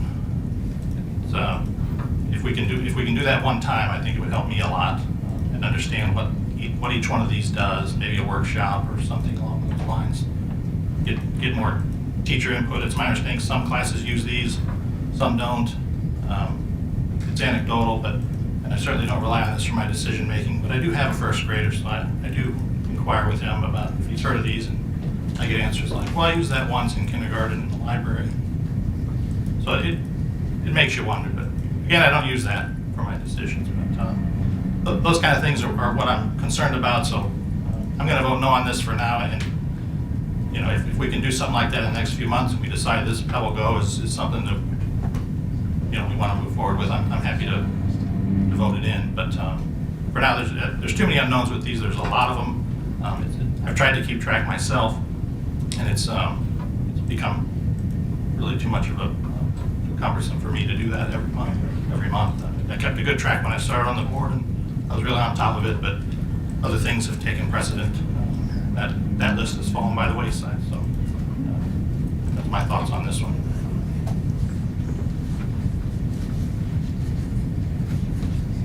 Board, all those in favor say aye. Aye. All those opposed say no. No. I'm going to do a roll Roll call, call. please. Thank you. Director Pushkar. No. President Bertrand. Aye. Vice President Cook. No. Director Ponder. No. Director Stiglich. Aye. Director Harmon. No. Director Lang. Aye. Ayes have it. Board like a motion to approve the purchases over $7,500, number 12, U-Science, as presented. So moved. Dr. Lang? Second. Ponder? Discussion? Thank you for pulling this one out too. We discussed this, or I just made a lot of comments on this, I think last August when we brought this up. A lot of my concerns then are still valid, and they were around the privacy of the data collection. I'm not going to repeat a bunch of those, but in the August meeting, I read a lot of the language that's in the contract for this company, the agreement between the school district and U-Science. They collect a lot of data, a lot of personality data, and I'm not. It's not something I support. A third-party company having of our students, whether they aggregate it or not. So that there's also a question of whether this is. In the Q&A documents that are in there, I know I asked some questions about whether there's other career placement services available, and the answers are in there. But the privacy is still my overarching concern on this. Policy around privacy and student data is something that I think we should explore as a board here in the next several months. So.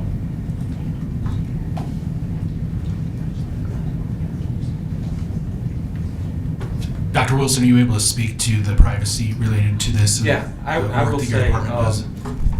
the school district, Francis Howell, we are part of the Missouri Student Data Privacy Alliance, and we do have a student national data privacy agreement with U-Science that affirms legally between us and U-Science that we actually do have a data privacy agreement on them, not just safeguarding the data that they collect on our students, but not marketing or reselling that or providing that to third-party providers.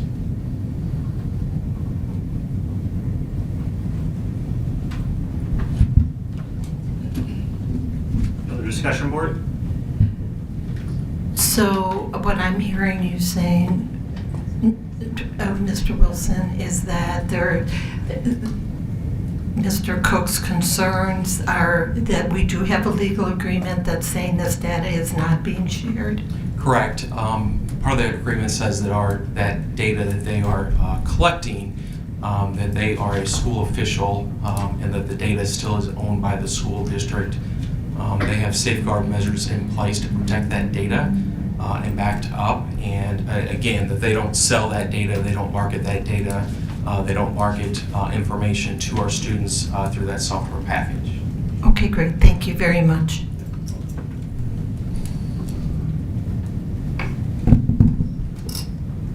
Any other discussion, board? Yeah, just a quick question, make sure in my mind I'm seeing it right. So is this basically a 20 question type thing? For instance, 20 question, this is probably what your interests lie in. A little more robust than that. It tells kids, it's an interest inventory and an aptitude, so it's both components. When I was in high school and took it, it was really more of just an interest inventory, and so now it also is about your aptitudes. When students finish, they're given a report. Katie, I'm going to tell you to make your way up here because I am definitely not going to do this justice. It's Katie's birthday. She's so passionate. She's here on her birthday to make sure that we talk all about this. When kids finish, they get a report, and the report is, I have a freshman this year, and I would tell you, looking at this report, his class selection for his sophomore year drastically changed once we were able to look at this report. It talks about careers that you might be interested in, careers that you would be good for. It gave information about the salaries that you can expect. It gave information about the amount of college or training that you might need for those career fields. I'm just gonna let you talk to it because It's 42. It's what's the one? 42 questions. No. It's, oh, for God's sake. It's 42 years old, so it's really not a big deal. It's not a big birthday. I am happy to be here. So here's what I will say. It's a multi-tiered approach. So, I know that Mr. Cook, you were here the other day for our Project Lead the Way showcase, as you were too, Ms. Pushkar, and the whole intention behind the assessment is to allow our students to take some time and space and really do some self-analysis with the help of their parents and their families, dig deep into what they're good at. That's the aptitude piece. What they love to do, that's the interest piece. And how they interact with other people and with the world around them. That's the Howell & Co's interpersonal piece. And the results, as Dr. Buckman indicates, take all of that data, produce it for the student and their families on a dashboard, as well as 2 in-depth printable reports. And then students with their families can determine, sort that data by aptitude, by interest, or by overall fit. And then they can dig deeper into the dashboard by careers and sort careers by level of training. So if a student knows that they for sure have a desire they learn best tactically, and they want to tactilely, and they want to go to a tech school, for example, they can take their information just unique to them and sort the careers that match who they are at their core by the 2-year training, or a certificate program, or a 4-year program, or a postgraduate program. And so again, all the data and research out there would support the fact that aptitudes generally level off around age 14, which is kind of depressing when you're 42. But that's the reality. They certainly are solidified by 18. So we know that students developmentally, this is my high school counselor hat on right now. We know students developmentally have the wherewithal and ability as young as the age of 12 to start really identifying their strengths and their interests. And this assessment puts all of that in a age-appropriate, gamified version for them to really start investigating. And the first 5 brain games of the youth science assessment, so it is definitely way more than 20 questions, are administered ideally should this be approved, would be administered by our counseling staff at 7th grade level. They would have a checkpoint again at 9th grade and add an additional 4 brain games. And then junior year, there's 4 additional amplifiers. So I know I posted all those in the Q&A section by age appropriateness and at what level, scope and sequence wise, they would take those. And I'd be happy to share with you reports or show you the dashboard to show you that it really is truly meant for kids to understand, because they have the power and the capability to do that. I think sometimes we undermine, right, what they're capable of, especially with support at home, to determine, okay, this is who I am at my core, and now I know what classes to take. I know to take biomedical sciences. I know to take engineering. I know I really want to do tech school. I know that I didn't know this at the time. I've been told my whole life I'm not great at math, but goodness gracious, look at this. I actually have an aptitude, and maybe I want to try that hat on in high school and change my 4-year plan to align with those results. And then I will just conclude with students at any point have the ability to reset their interpersonal style inventory, because that is not stagnant. It doesn't level off at from 13 to 18 years of age. And they also always have the opportunity to reset their interest inventory, because our interests as humans evolve and change over time as we age and as we're exposed to different opportunities. So that also, if they wanted to retake it, they could, and it might adjust their results and increase the accuracy of them depending on where they are developmentally at that point. Any questions? Happy birthday. Go home to your family. Thank you. I do have a question for Mr. Wilson. Like Randy, I'm fairly concerned and have been doing a little bit of digging into some of the cybersecurity issues that this district and all districts face, all of us in our daily lives face.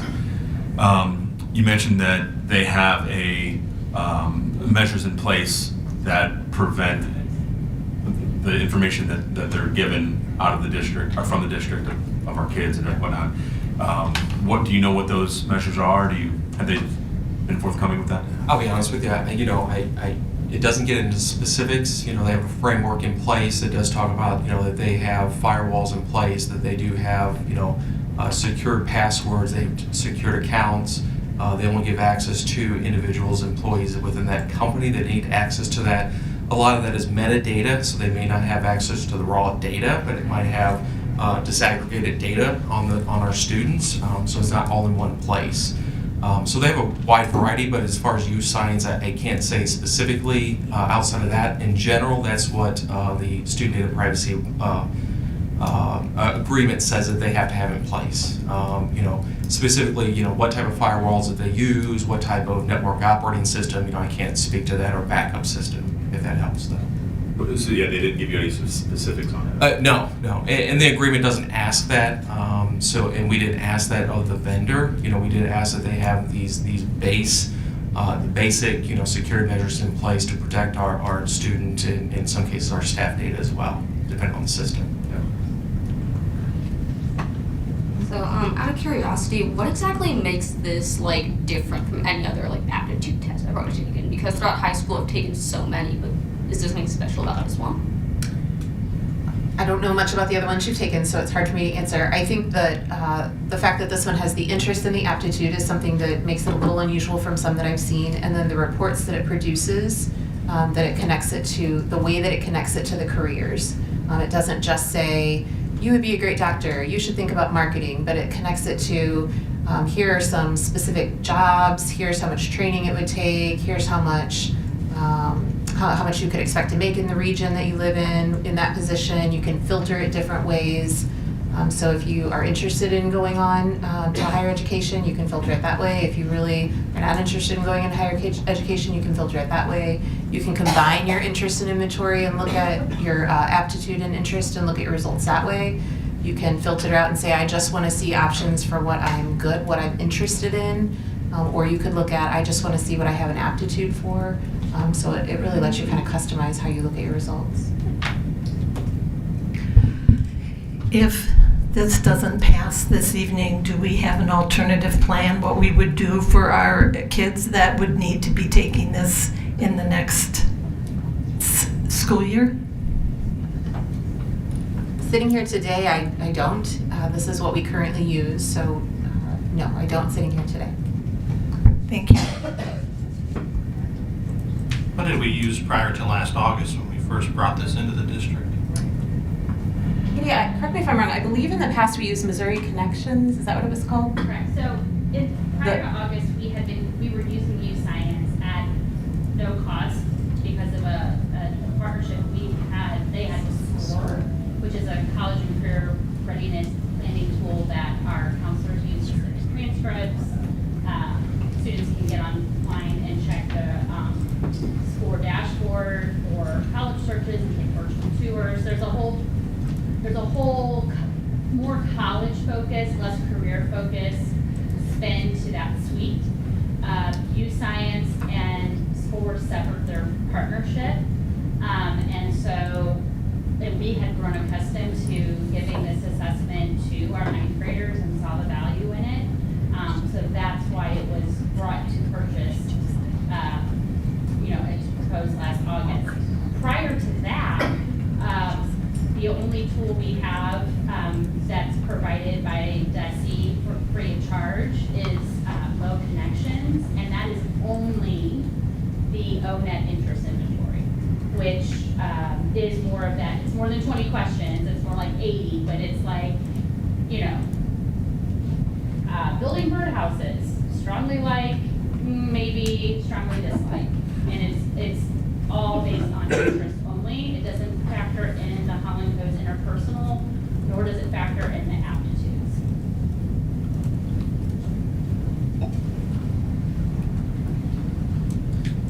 I will speak up and say my daughter's went through the pilot for middle school, and I know she really thought it was really good for her, just from the fact that it helped kind of solidify some of the thoughts that she had anyways on what some of her interests were, and also gave her another outlet than mom and dad telling her what we thought she'd be interested in. Did it validate you, Dad? It did. But I do share the concerns with Randy and Mark around the data piece. Is that an agreement you can share with us, share with the board? Yes, absolutely. And if we table this now to get that and ask more questions, would that be a detriment if we push it off till next meeting? We can bring it back on June 1st. We have a meeting June 1st. We can just put it back on the agenda June 1st. I'll just ask if the board is comfortable with it, we can just put it back in purchases over $7,500 for the June 1st meeting. So I would then suggest that we make a motion to table items number 12 and 13 until the June 1st meeting to be re-reviewed. Before anyone seconds that, I have one other comment. Personally, I would be, this would be more palatable to me if it were an opt-in type of a program as opposed to opt-out.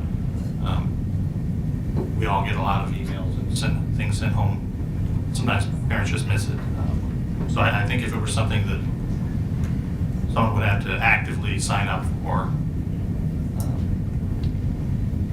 it would be more palatable to me that way, for what it's worth.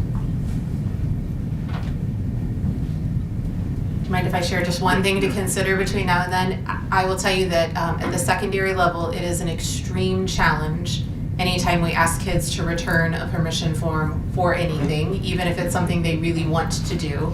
And so while we certainly could do an opt-in, it would dramatically reduce the number of students who engage in the opportunity.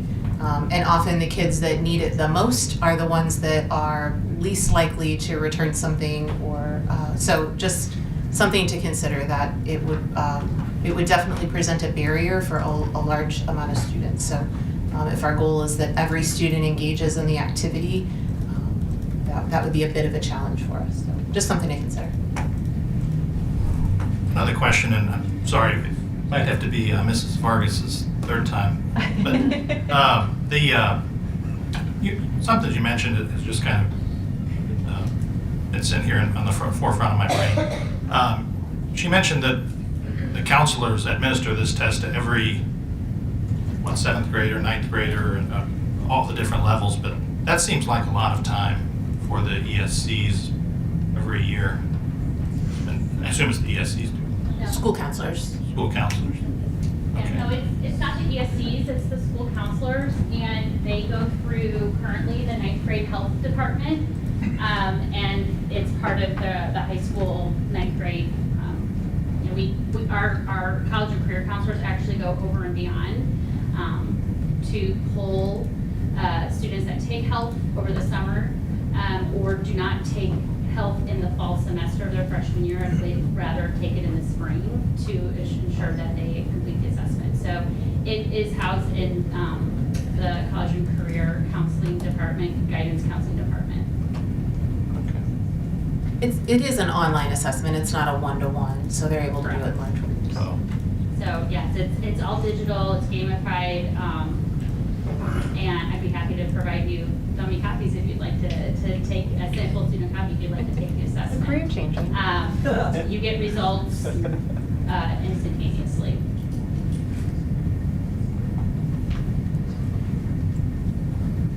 All right, board, the motion in front of you is to amend the current motion to table items number 12 and 13 until the June 1st meeting. Any seconds? Second. Director Pushkar? All right, board, all in favor? Say aye. Aye. All those opposed say no. Moving on. Let's have it. Board, I'd like a motion to approve the purchase over $7,500, number 19 MSBA as presented. So moved. Dr. Diglich? Dr. Ponder? Discussion? Thanks for pulling this out as well. I've gone on a little bit of a roller coaster with MSBA and my support for it. The concern I have, which is laid out in the questions that were asked, was some of the lobbying they do at the state level, and whether or not a public school district, really all public school districts, should be paying for that. That said, the state statute specifically allow school boards to join MSBA, knowing that they do that, so that the legislature has recognized that Missouri does that, yet they give school boards the authority to join that. Nonetheless, it's still concerning for me. I did learn some things in the question and answers that I asked, though. And it seems that our membership affords us many financial benefits. The one I'm thinking of, or at least the one that was assigned costs, was the ability to buy natural gas at a discounted rate. And it seems to me that the price we pay for membership is all but paid for by our savings in that program alone, which to me makes it somewhat of a financial wash, in addition to the other benefits such as access to certain trainings and whatnot. Albeit we still pay for some trainings and conferences, but I'm told others are at no cost to members. So is that a fair assessment that we have a large amount of cost savings as a result of our membership here? That is correct. The MSBA provides a variety of services, some which we fully participate in, some we use sporadically, some we don't use at all. And so while you mentioned the advocacy being part of their work, and we have representatives that participate in that body as part of MSBA and have a voting role in that, I would say that is minimal for us. They offer a policy service that we don't utilize at all within the district. We take a lot of advantage of the professional development training they offer. That includes training for both new board members, advanced certification for board members, board leadership positions, so whether that's our president, vice president, our secretary, when we think about sunshine, records retention, that type of work. And yes, we do still pay for some of those trainings or for the conference, but for many of them we get a defrayed cost or some of it's free. The piece that you just mentioned, Director Cook, is that they do have the MSBA Natural Gas Consortium that we're able to participate in. Since 2003, our participation has saved over $850,000 by participating in that. Looking at just the 5-year period from 2016 through 2020, the average annual savings to the district was a little bit over $55,000 per year compared to the cost of buying that through our regular utility. So based on that significant savings, which more than pays for the membership in the organization each year, combined with the professional development opportunities that we utilize, we do believe at this time that we would continue our participation. I would like to add a little bit to that. I think that for the current members of the board that have not had the opportunity to use MSBA as a member of that organization for the past 6 years, I have found it extremely helpful. What people don't realize is that we, as a district, have been offered many, many, many times to present at these forums to tell them how we do things here because we do it right. And we have been asked to do our things over and over and over. While sometimes it may seem like lobbying is just a small part of it, I agree with Dr. Rumpus that there is so much more. And if this was not passed, I would be extremely disappointed because MSBA does a lot for this district. Other comments, board? All right. All those in favor say aye. Aye. All those opposed say no. Ayes have it. Board, I'd like a motion to approve the purchase over $7,500, number 25 Scholastic Book Flicks, as presented. So moved. Second. Director Cook, Director Stiglich.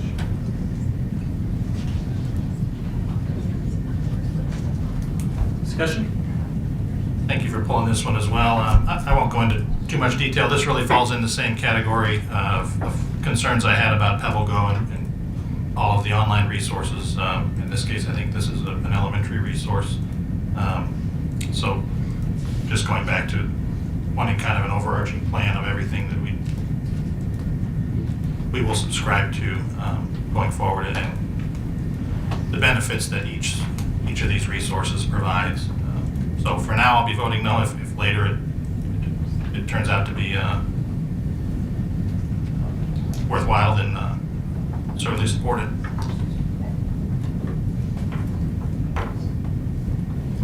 Other comments?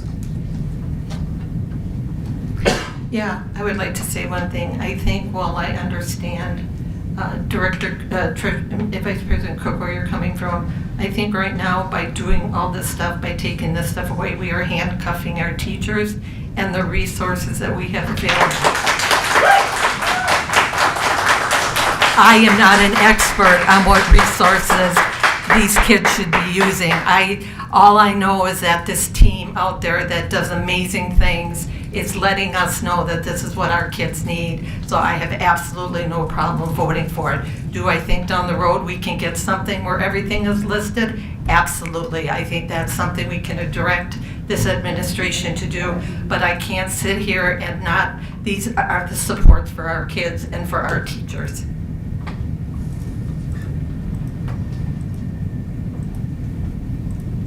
Just a quick question, Dr. Buckman, maybe. This would potentially affect next year, not this year, so there would be time over the summer to collect that information and present it to the board, theoretically. Yes, I'm not going to lie. One of the challenges is that our content leaders are on a teacher contract, so they don't work over the summer, and they would be closely tied to a lot of this, and teachers aren't here over the summer. And so many of the folks that we would bring together to provide a lot of the input aren't here for the next few months. So we can certainly do some things. It might not be the quality that we would be able to do if it were during the school year. Thank you. Other questions, board? All those in favor say aye. Aye. All those opposed say no. No. Ayes have it. Board, motion to approve the 2022-2023 budget revision recommendation as presented. So moved. Director Cook. So moved. Ponder. Dr. Rappus. Board, you'll remember that last month we brought to you a budget amendment recommendation that was pretty significant. We normally do one of those also a little bit earlier in the year. It's not uncommon to do them as often as monthly as we better understand our budget throughout the school year. We start with our best projection we have when we ask you to approve it in June of each year. And the reality is, as we better understand our revenue expenditures, we sometimes make changes. This month, what we're bringing you really is procedural, and it's just a recommendation to add $20 million into the bond capital fund for this year. As Mr. Bettler spoke to earlier, the invoices are coming in a little bit earlier based on how quickly the work is progressing on Francis Howell North. This is not at all an increase to the overall cost of the project. It's simply moving the $20 million into this year's budget to pay those invoices before June 30th, and it will result in a reduction of $20 million budgeted in the bond account next year for the work that will be completed on Francis Howell North. Discussion? All right, all those in favor say aye. Aye. All those opposed say no. Ayes have it. Board, I'd like a motion to approve the sale of 28 school buses as presented. So moved. Second. Director Stiglich, Director Lang.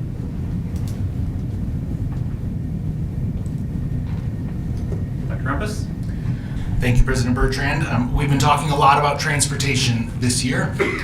When we brought transportation in-house as a district 4 years ago, we purchased leased to buy a fleet that mirrored what we were doing under our prior agreement with the outside vendor that we were utilizing. So we purchased 191 school buses at that time. As we've shared throughout the year, Director Simpson and her team have really worked to be more efficient and streamline routes and where possible lessen them. And based on some of the changes for next year, we now have more buses in our fleet than we currently need. And so Ms. Simpson worked with her team to go out for bid and are making a recommendation for the sale of 28 buses. It will actually leave us still just over 160 buses in our fleet. The plan next year right now is to run approximately 123 routes. And so we will still have additional buses should we have some that have mechanical failure or accidents. We'll have other buses in the fleet to utilize, or if we had to have an increase in routes for whatever reason, we would still have buses available. The determination to sell these 28 buses was based on, one, the age of some of them, and then the cost of some of these buses are a little bit more expensive to maintain than some of our others. And so you'll see in here the recommendation is to sell the 28 buses to Masters Transportation, which was the highest bid for $1,374,000. That will allow us to pay off the remaining leases on that group of buses, netting in just over $1 million profit or revenue for the district right now based on the sale of those buses. Discussion board, questions? All those in favor say aye. Aye. All those opposed say no. Ayes have it. Board would like a motion to approve the 23-24 school year grant funded staffing as presented. I'd like to make a motion to have this moved to the next meeting so that we can get it resubmitted with telehealth as a solution. The way the grant was written, there were 3 ways that these funds could be spent. Number one was hire year-round, 1-year personnel. Second was contract in a package to an outside agency, which I understand is cost prohibitive. And the third is utilization of telehealth, which after being in the medical healthcare field, many times that's a cost-effective way of handling mental health. So telehealth also serves the purpose of not being limited to one person, one building, meaning you hire someone, and if they're going to split, they're half-time here and half-time there. Telehealth solves that. There's more than one, depending on the cost. You could actually equip 2 or more buildings for the same cost that you could hire somebody for the grant was for $157,000. It might be more cost-effective to put it in a telehealth service. I'll second the motion to table. Discussion board? Is that going to cause a problem? Holding it? I mean, Let me, if I could provide a few comments, President Bertrand. The problem would only be that if we were to move forward with posting a position, we're losing another month at a time in the year when it's a competitive market for hiring staff. We did explore telehealth as an opportunity to provide mental health supports to our students, and we believe that there is potentially a time and a place to do that. We were not utilizing these grant funds, though, to provide an emotional support counselor or actual licensed mental health services. We were utilizing the funds to provide a school counselor, which is a bit different. And so in this case, we were utilizing the funds to provide a role. Daniel Boone Elementary only has 1 counselor and has an enrollment of just over 400 students. And so looking at providing them an additional school counselor, that while they do some one-on-one individual work with students that could be mental health related, they also do a lot of whole classroom lessons. They sit on the care team within the school, work directly with parents and with a variety of students in a way that the telehealth option we didn't feel was the appropriate option in this specific instance. One of the concerns that was raised in some of the questions that were asked was that this is a grant-funded position, and so to bring in a school counselor for 1 year, what happens the following year? And we were clear when we wrote the grants in working with Daniel Boone Elementary and with you that it is a 1-year position. And so if the direction of the board is that next year we have a status quo staffing plan, meaning we're not adding additional staff, then we would have to determine, is there another position we could remove from our staffing plan in order to maintain this counseling position, or would we eliminate the counseling position? But that's why we didn't choose to go with telehealth here. It was specifically because it was a counseling position, not the emotional support counselor. When the grant was it written with under the specifics that we were asking for a counselor? An additional counselor, because I know sometimes you can write a grant that'll give you more what you're using it for, but was it specifically for getting additional resources and people versus a telehealth? Yes, Director Stiglitz, the grant was written by Dr. Patterson, who saw the need for us to have that guidance counselor at Daniel Boone. So as Dr. Rumpus mentioned, the Department of Elementary and Secondary Education is suggesting a ratio of 1 counselor to every 250 students. Daniel Boone is a small school, but it has 404 students that is projected for their enrollment, and we have 1 counselor there. And that 1 counselor does all the preventative curriculum work in our classrooms. They meet with small groups, so you can imagine 5 kindergartners coming off from recess and having some sort of a problem together. They sit down with that counselor, they work through that problem. And 1 counselor for 404 students is difficult. We have not had the resources in our staffing plan to meet the needs of our counseling staff. It would take approximately 7 additional counselors in our district to meet the MSIP 6 requirements that are coming. And so Dr. Patterson looked for alternative resources, worked really hard to find some additional funding that might be available to provide that counselor to Daniel Boone, since our staffing plan wasn't able to do that. So that was really the specific need. We also are hopeful to add an ESC to Hollenbeck or Francis Howell North, depending on the funds. So we know that the district resources can't provide for those positions, but if the grant can, that's why we're stair-stepping the postings, making sure that we don't overspend with that grant money. Each of those positions would be 1-year only positions. So this is just for a guidance counselor, a counselor at Daniel Boone for now, and then if there's money, then could you bring it back to us then and say, we have some additional monies left, we would like to go with an ESC? I mean, would that maybe? The recommendation is written for potentially using ESCs at the middle school and the high school, and I think for those positions, based on the funding that's available, exploring telehealth or other options could be something we would consider. It's also different, in my opinion, when we think about serving kindergarten through 5th grade students versus some of our secondary students. Agreed. What's confusing to me is it mentions a few buildings where needs are high. It doesn't state what those needs are. It then goes on to explain the American Academy of Pediatrics, American Academy of Child and Adolescent Psychiatry, and the Children's Hospital Association have joined together to declare a national state of emergency in children's mental health. So I'm confused now, because it seems to me we're looking to address mental health issues, because in the very next paragraph it says to address student mental health challenges, DESA allocated more than $19 million. I'll ask Dr. Patterson, who wrote the grant, to answer some of the questions that you have. So telehealth, there is a time and place for that. I don't believe, and we don't believe, that this is the way to accomplish meeting kids' needs. Young children don't form relationships through a screen as easily as they do when they're working directly with someone. It may work for many people, and in other areas, it's given as an option in Missouri, and they put that in there because in places where they don't have access to licensed counselors, telehealth is the only option. And that's why it was in there as an option for much smaller areas. We're trying to do that preventative work, and then we have the 2 schools that we know the data represents a need, and so if there is money left, we want to try to support those 2 schools with this grant money. Okay, you mentioned building a relationship, but if this is a 1-year position, I mean, what happens the next year if we don't have the money to continue this employment? Then possibly we're moving to the point where we may have to utilize telehealth as a cost-effective way of helping these kids. I mean, I don't know. You tell me. I don't believe, again, that is how we were looking at this funding.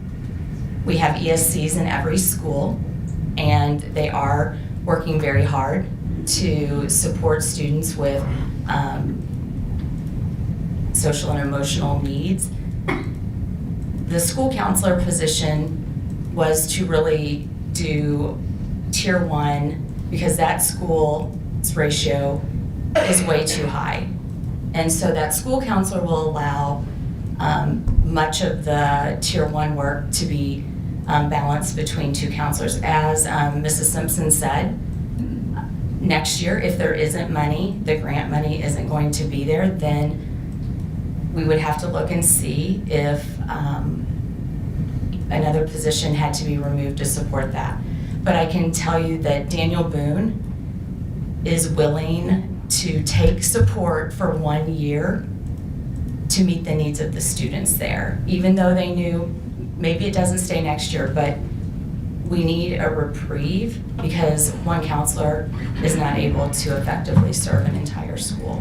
Each year when we provide the staffing plan to the Board of Education, we ask for direction, whether that's a status quo staffing plan or if there is some resource to add staffing, or maybe we have to make staffing reductions. That has been different every year. In a status quo staffing plan the last couple of years, enrollment shifts, enrollment changes, sometimes we're able to find a classroom teacher without significantly increasing the class sizes of that grade level and still be able to remove a teaching position from that grade level because of just how the enrollment shifts between buildings or classes. And that's how we've been able to continue other positions like this from year to year. This will allow us to provide that support for this year. It gives us the opportunity to give extra help and support to a staff that needs it and to students that need it. And 1 year of support and help is better than none.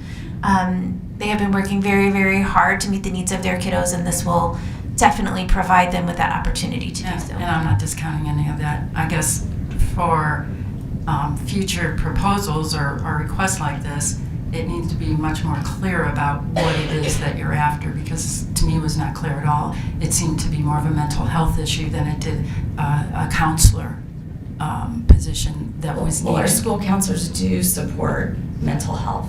Well, of course they do, but So- their title says something different.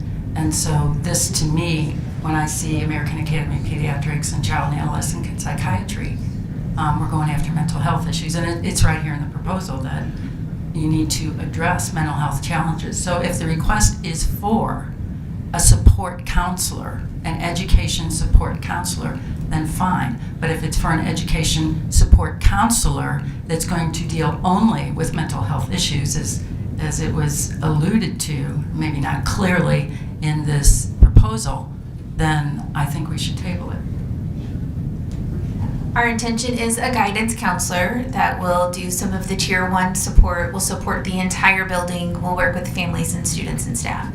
That is our intention, to post a guidance counselor position at Daniel Boone first. We don't know what candidate we might find and what salary that individual would have. And so we can do that first if you want to amend the motion to allow us to fill that one position first, and then we can work to do that and bring back the additional plans later. If that would make you more comfortable, that might be an opportunity to at least allow us to get that counselor position posted and work to fill that for Daniel Boone during the spring. I'd like to amend the original amendment and take it off the We have to table. vote on the Oh, first- okay. first one. We need a motion for the initial motion. I didn't get a first and second on that, President Bertrand. Yeah, the original, the motion, Okay. as presented, motion. Got it. First and second. Randy? Good. What was the? As presented. The original's just the original. As presented. Who was the second? I'm sorry. Second. Director Pushkar. All right. We have a motion to amend the motion. To table the 2000. No, to move it back to let them find out or post the position, and if there's money left over, they can spend that money as it was presented.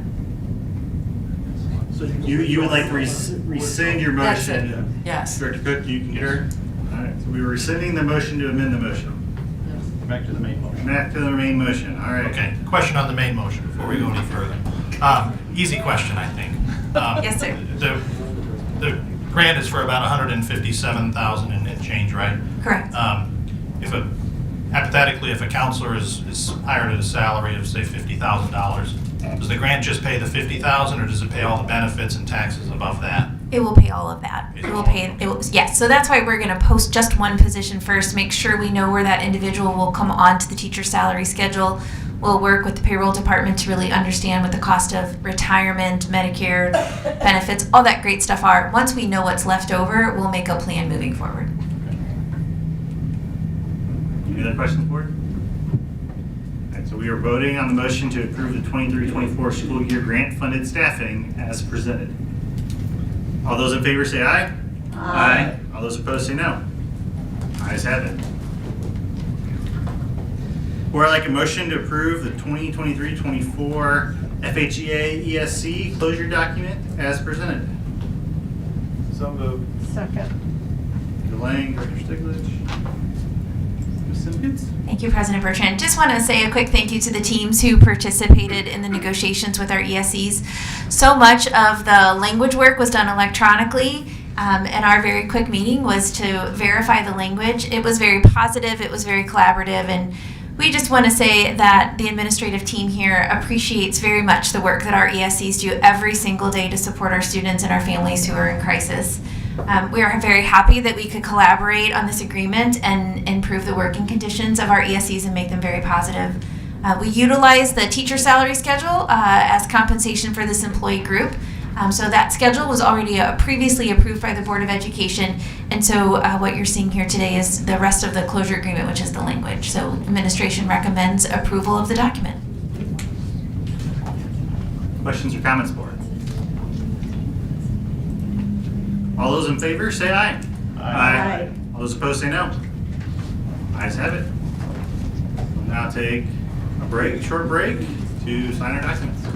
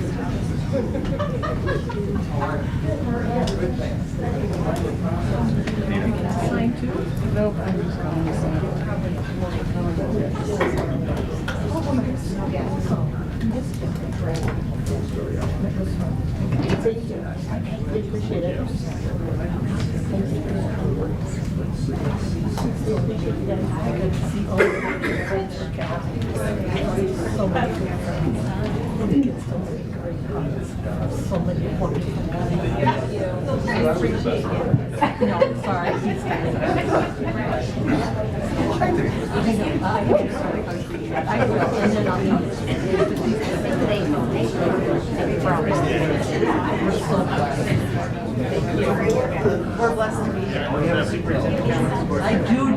I'm telling you guys, want to know anything? Anything. I'm the one.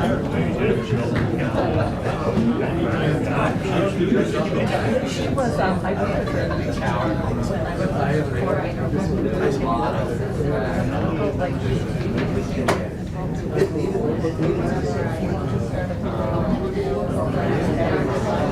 I would work with her, she would go to the classes, with kids. That was my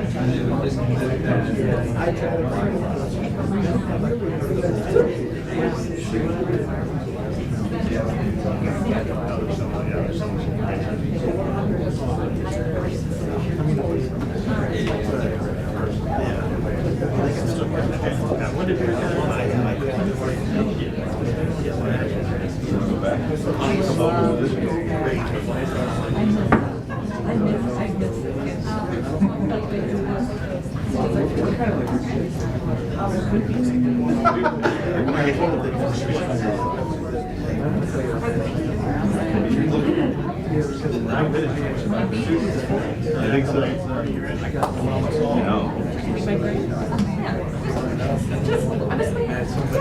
Basically, yeah. It wasn't the fish. It wasn't many times.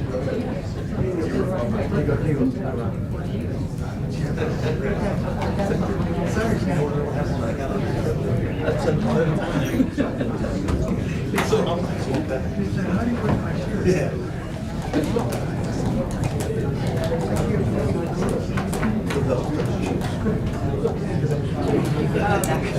All right, we'll call the meeting back to order. We're almost done. Next up, we have superintendent comments.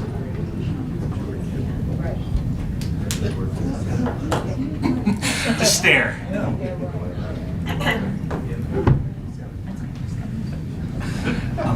Board, I do want to take a moment and thank Dr. Buckman and her team, and especially Dr. Lorton, for their hard work on that math recommendation. I think Dr. Buckman shared this, but almost 2 years of hard work went in with a lot of staff and teachers working through that entire process.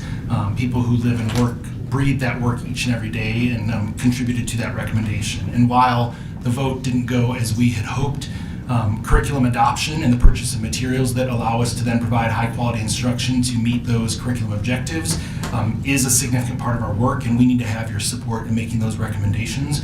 So we do look forward to this being an opportunity to help you understand our processes and what we do to make those recommendations, and to hear your concerns and suggestions for how we can improve that, because ultimately we do need your support as we move forward with all of that. But again, the team did a lot of hard work, and like I said, even though it's not where we hoped, I want to acknowledge them in that work. Some celebrations. Earlier this month, we hosted our third Senior Pals event, which several of you came and joined and got to hear from citizens with us. I want to thank Sodexo, who is our district food service provider. They donated all the supplies and things for that evening. It was the second year for the Middle School Cupcake Wars, where 4 of our middle schools came and competed in a competition, a bake-off of sorts with cupcakes, and Hollenbeck's team took home the trophy. A little bit different about this PALS event was that rather than just us sharing information with the people who were there, we did a small roundtable version where we had a couple questions and wanted to hear from those participants. What do they feel that we're doing well in the district? What opportunities do we have for improvement? And it was great that nearly half of the people who attended were first-time participants, and also several residents who do not have children, have not had children, and are just community residents that wanted to better understand more about the district. And that really is our goal. Our communications department has done a great job this year planning those, and are excited to expand them next year, including a senior prom, which we announced. So more information to come. Whether you are a parent of a student in the district, a taxpayer with school-aged children, or a member of our staff, we know that you have a vested interest in the district and its success. To get some of that feedback, we did send out last week our annual stakeholder survey. That is active and will be available through next Friday, the 26th. It's an opportunity for stakeholders to provide anonymous feedback to the district that we will utilize at a board meeting later this summer. I will share the feedback from that survey, as well as some of the action steps that we are taking directly aligned to that. It's hard to believe that we are just about ready for summer. Our seniors have only 3 days of school left, and 3 days after that, we will say goodbye to the rest of our students for the summer. Our 5 high schools are preparing for graduation ceremonies then that following week. Parents, because we're already getting the questions, you can anticipate getting school supply lists mid-summer, and we will be excited to welcome all of our students back on August 21st. I want to take an opportunity to once again congratulate our 2023 Howell of Fame Award winners. This year we received almost 100 nominations for that prestigious award, and we recognized 10 outstanding individuals and organizations on Monday night of this week. At that event, we also recognized our District Teacher of the Year, Support Staff Member of the Year, as well as the building winners for each of those awards from all 23 of our sites. And we will celebrate our retirees next Monday evening at an event. For the art lovers in our district, right now we are holding our virtual art show. This is the second year in the row that it has been done virtually. We have artwork from elementary students at Becky David, Central, Fairmount, Harvest Ridge, Henderson, Independence, John Weldon, and Warren. If you'd like to see some of that artwork, you can go to our district website or to any of our social media channels, and there's a link that will take you to the online gallery. And the last thing was mentioned a couple times tonight, but we hosted our annual Project Lead the Way Senior Showcase here on Tuesday of this week. It was a huge success, and there were a lot of volunteers and staff who planned it, and then there were also several of you and others who served as judges and provided feedback to some of the student work at that event. And again, it highlights, like you saw a little bit earlier this evening during recognition, the amazing work and talent of our students, and how well prepared they are, those choosing to enter college or go to college, and those choosing to enter the workforce directly here from Francis Howell. Last, while we'll say goodbye to our students and teachers a week from now, I want to take this time also again, we have over 2,000 employees who support our students, our teachers in the classrooms, our support staff members, bus drivers, monitors, administrators, who support not only our students every single day, but our entire community. In many regards, this has been a very successful year, and we look forward to next year. And so this is our last board meeting while we have students in session. So just want to wish our students and families a safe and happy summer, and we'll see everybody on June 1st for our next meeting. Thank you. Board comments. Oh, you know me, always got a couple, so here we go. First of all, I would like to, I don't know if any of you guys had a chance to go to the Build St. Louis workshop out in the Family Arena. I was so impressed with Katie Vargas and her team. Again, what she does for our kids over and over and over again needs to be commended. And I think the best part of that evening was at the next day when I went, she told me that they had finally opened it up to parents the night before. And she said, well, they only had 100 parents there that came in to look at it, or, community members. Half of them were kids who brought their kids back so that they could show them what they were interested in. And if that doesn't say that that was a success, I don't know what was. So thank you, Katie. Thank you for everything that you do. Again, over and over and over again for our kids. I would also like to build on Dr. Rumpus and thank our hardworking teachers, our hardworking support staff, everybody, wishing them a very, very healthy summer. And that's the nurse in me, but then go ahead and do what you need to do to get relaxed. So that's the devil in me. Okay, so with that being said, I would like to let everybody know that I appreciate the conversation we had tonight. I do agree that as a board here, we're not always going to agree on everything. So I really hope that we can continue these discussions over and over and over again. And the bottom line is we're doing what we need to do for kids and our district, because I'm going to start to cry, but I'm going to say it anyway. Francis Howell is a great place to be, and we are so lucky to be a part of it. So let's not ever forget that. And last but not least, thank you, Robbie, for joining us tonight. I always have a pleasure talking to the kids, and now it's your turn. I'm going to be 100% honest. I was much more energetic when I wrote this, so if I sound dead, that's why. So it is pre-written. Knowing that most of us probably want to go home soon, I'm going to try to keep this as brief as possible. I'd like to first thank the board for having me as their student representative this month. I firmly believe that listening to students is the best way to make decisions that benefit not just the staff and the community, but the students themselves. I wish I'd been able to input a little bit more, but honestly, I had no clue what we were talking about most of the time. It was all money related, and I don't do money. Each and every board member here has dedicated not only their effort and their resources, but most importantly their time, namely 2.5 hours, to ensure that as students we have everything we need to succeed. And for this, I want to thank all of you. So as I mentioned in the beginning, my path throughout high school has been a little bit atypical, and I think it's only fair that I name a few of the things and people that have made me the person I am today. Firstly, I would have to thank my high school, Francis Howell Central. For my 3 years here, Central has offered me nothing but warmth and the opportunity to grow as a student and a human being. This school has supported me in every endeavor, and for that I am forever grateful. This all started with Dr. O'Neill, and now I have Dr. Lee, Dr. Downs, and Dr. Romero. Central truly has some of the finest administrators you will ever meet. It has become crystal clear in my time that when a high school cares about what happens to their students, the students care about what happened to themselves. If there's truly one thing I hope you walk away with tonight, it's this. If you're looking for a high school done right, Francis Howell Central is your high school. However, the one thing that's impacted me even more than my school would be the staff, and it'd be impossible to name every single person, but I want to highlight 3 very important people to me. First would be Miss Bays, my speech and debate coach. I'm going to start crying soon, heads up. Thank you for showing me that the only limits I have are the ones that I put on myself, and that hope is the only thing I need to shatter my own limits. Thank you. You came prepared.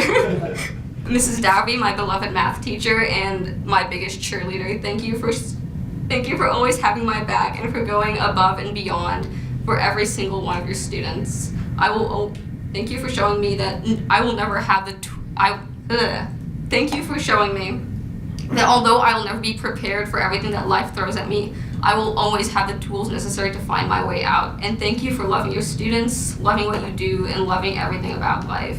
Most importantly, thank you for showing me that hard does not equal impossible, because calculus is very hard.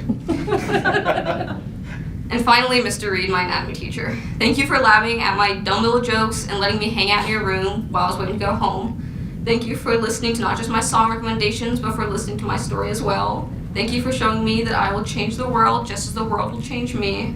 Thank you for always offering me a home inside of your classroom and a place that is always free of judgment. Thank you for teaching me that my home can be anywhere I want it to be, and that the only person who's going to live my life is me. And most importantly, thank you for teaching me that, thank you for always being on, thank you for being always on my side, and for showing me that no matter where the world takes me these next few years, as long as you're still here, I am never alone. Although this night is about to end and this chapter of my life will soon close, I know that this is truly just the beginning. This district has watched me grow up and has offered me immeasurable amounts of love, and for this reason, the Francis Howell School District will always hold a really special place in my heart.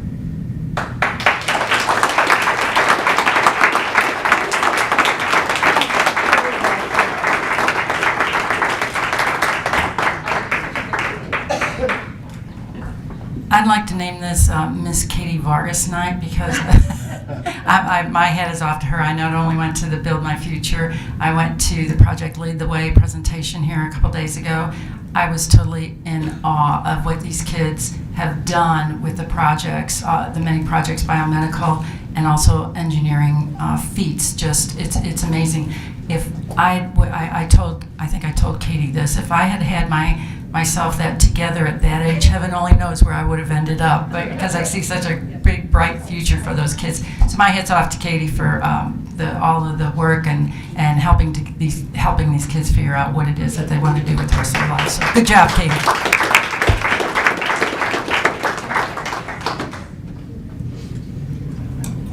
All right, before we adjourn, I'd just like to thank all of our teachers, just like many people here, for all your hard work all year and wrapping up in the next 6 days. And hopefully the students don't drive you nuts too bad as they look forward to summer. And then all of our teachers and administrators that are moving on to summer school to spend some of their summer with more students.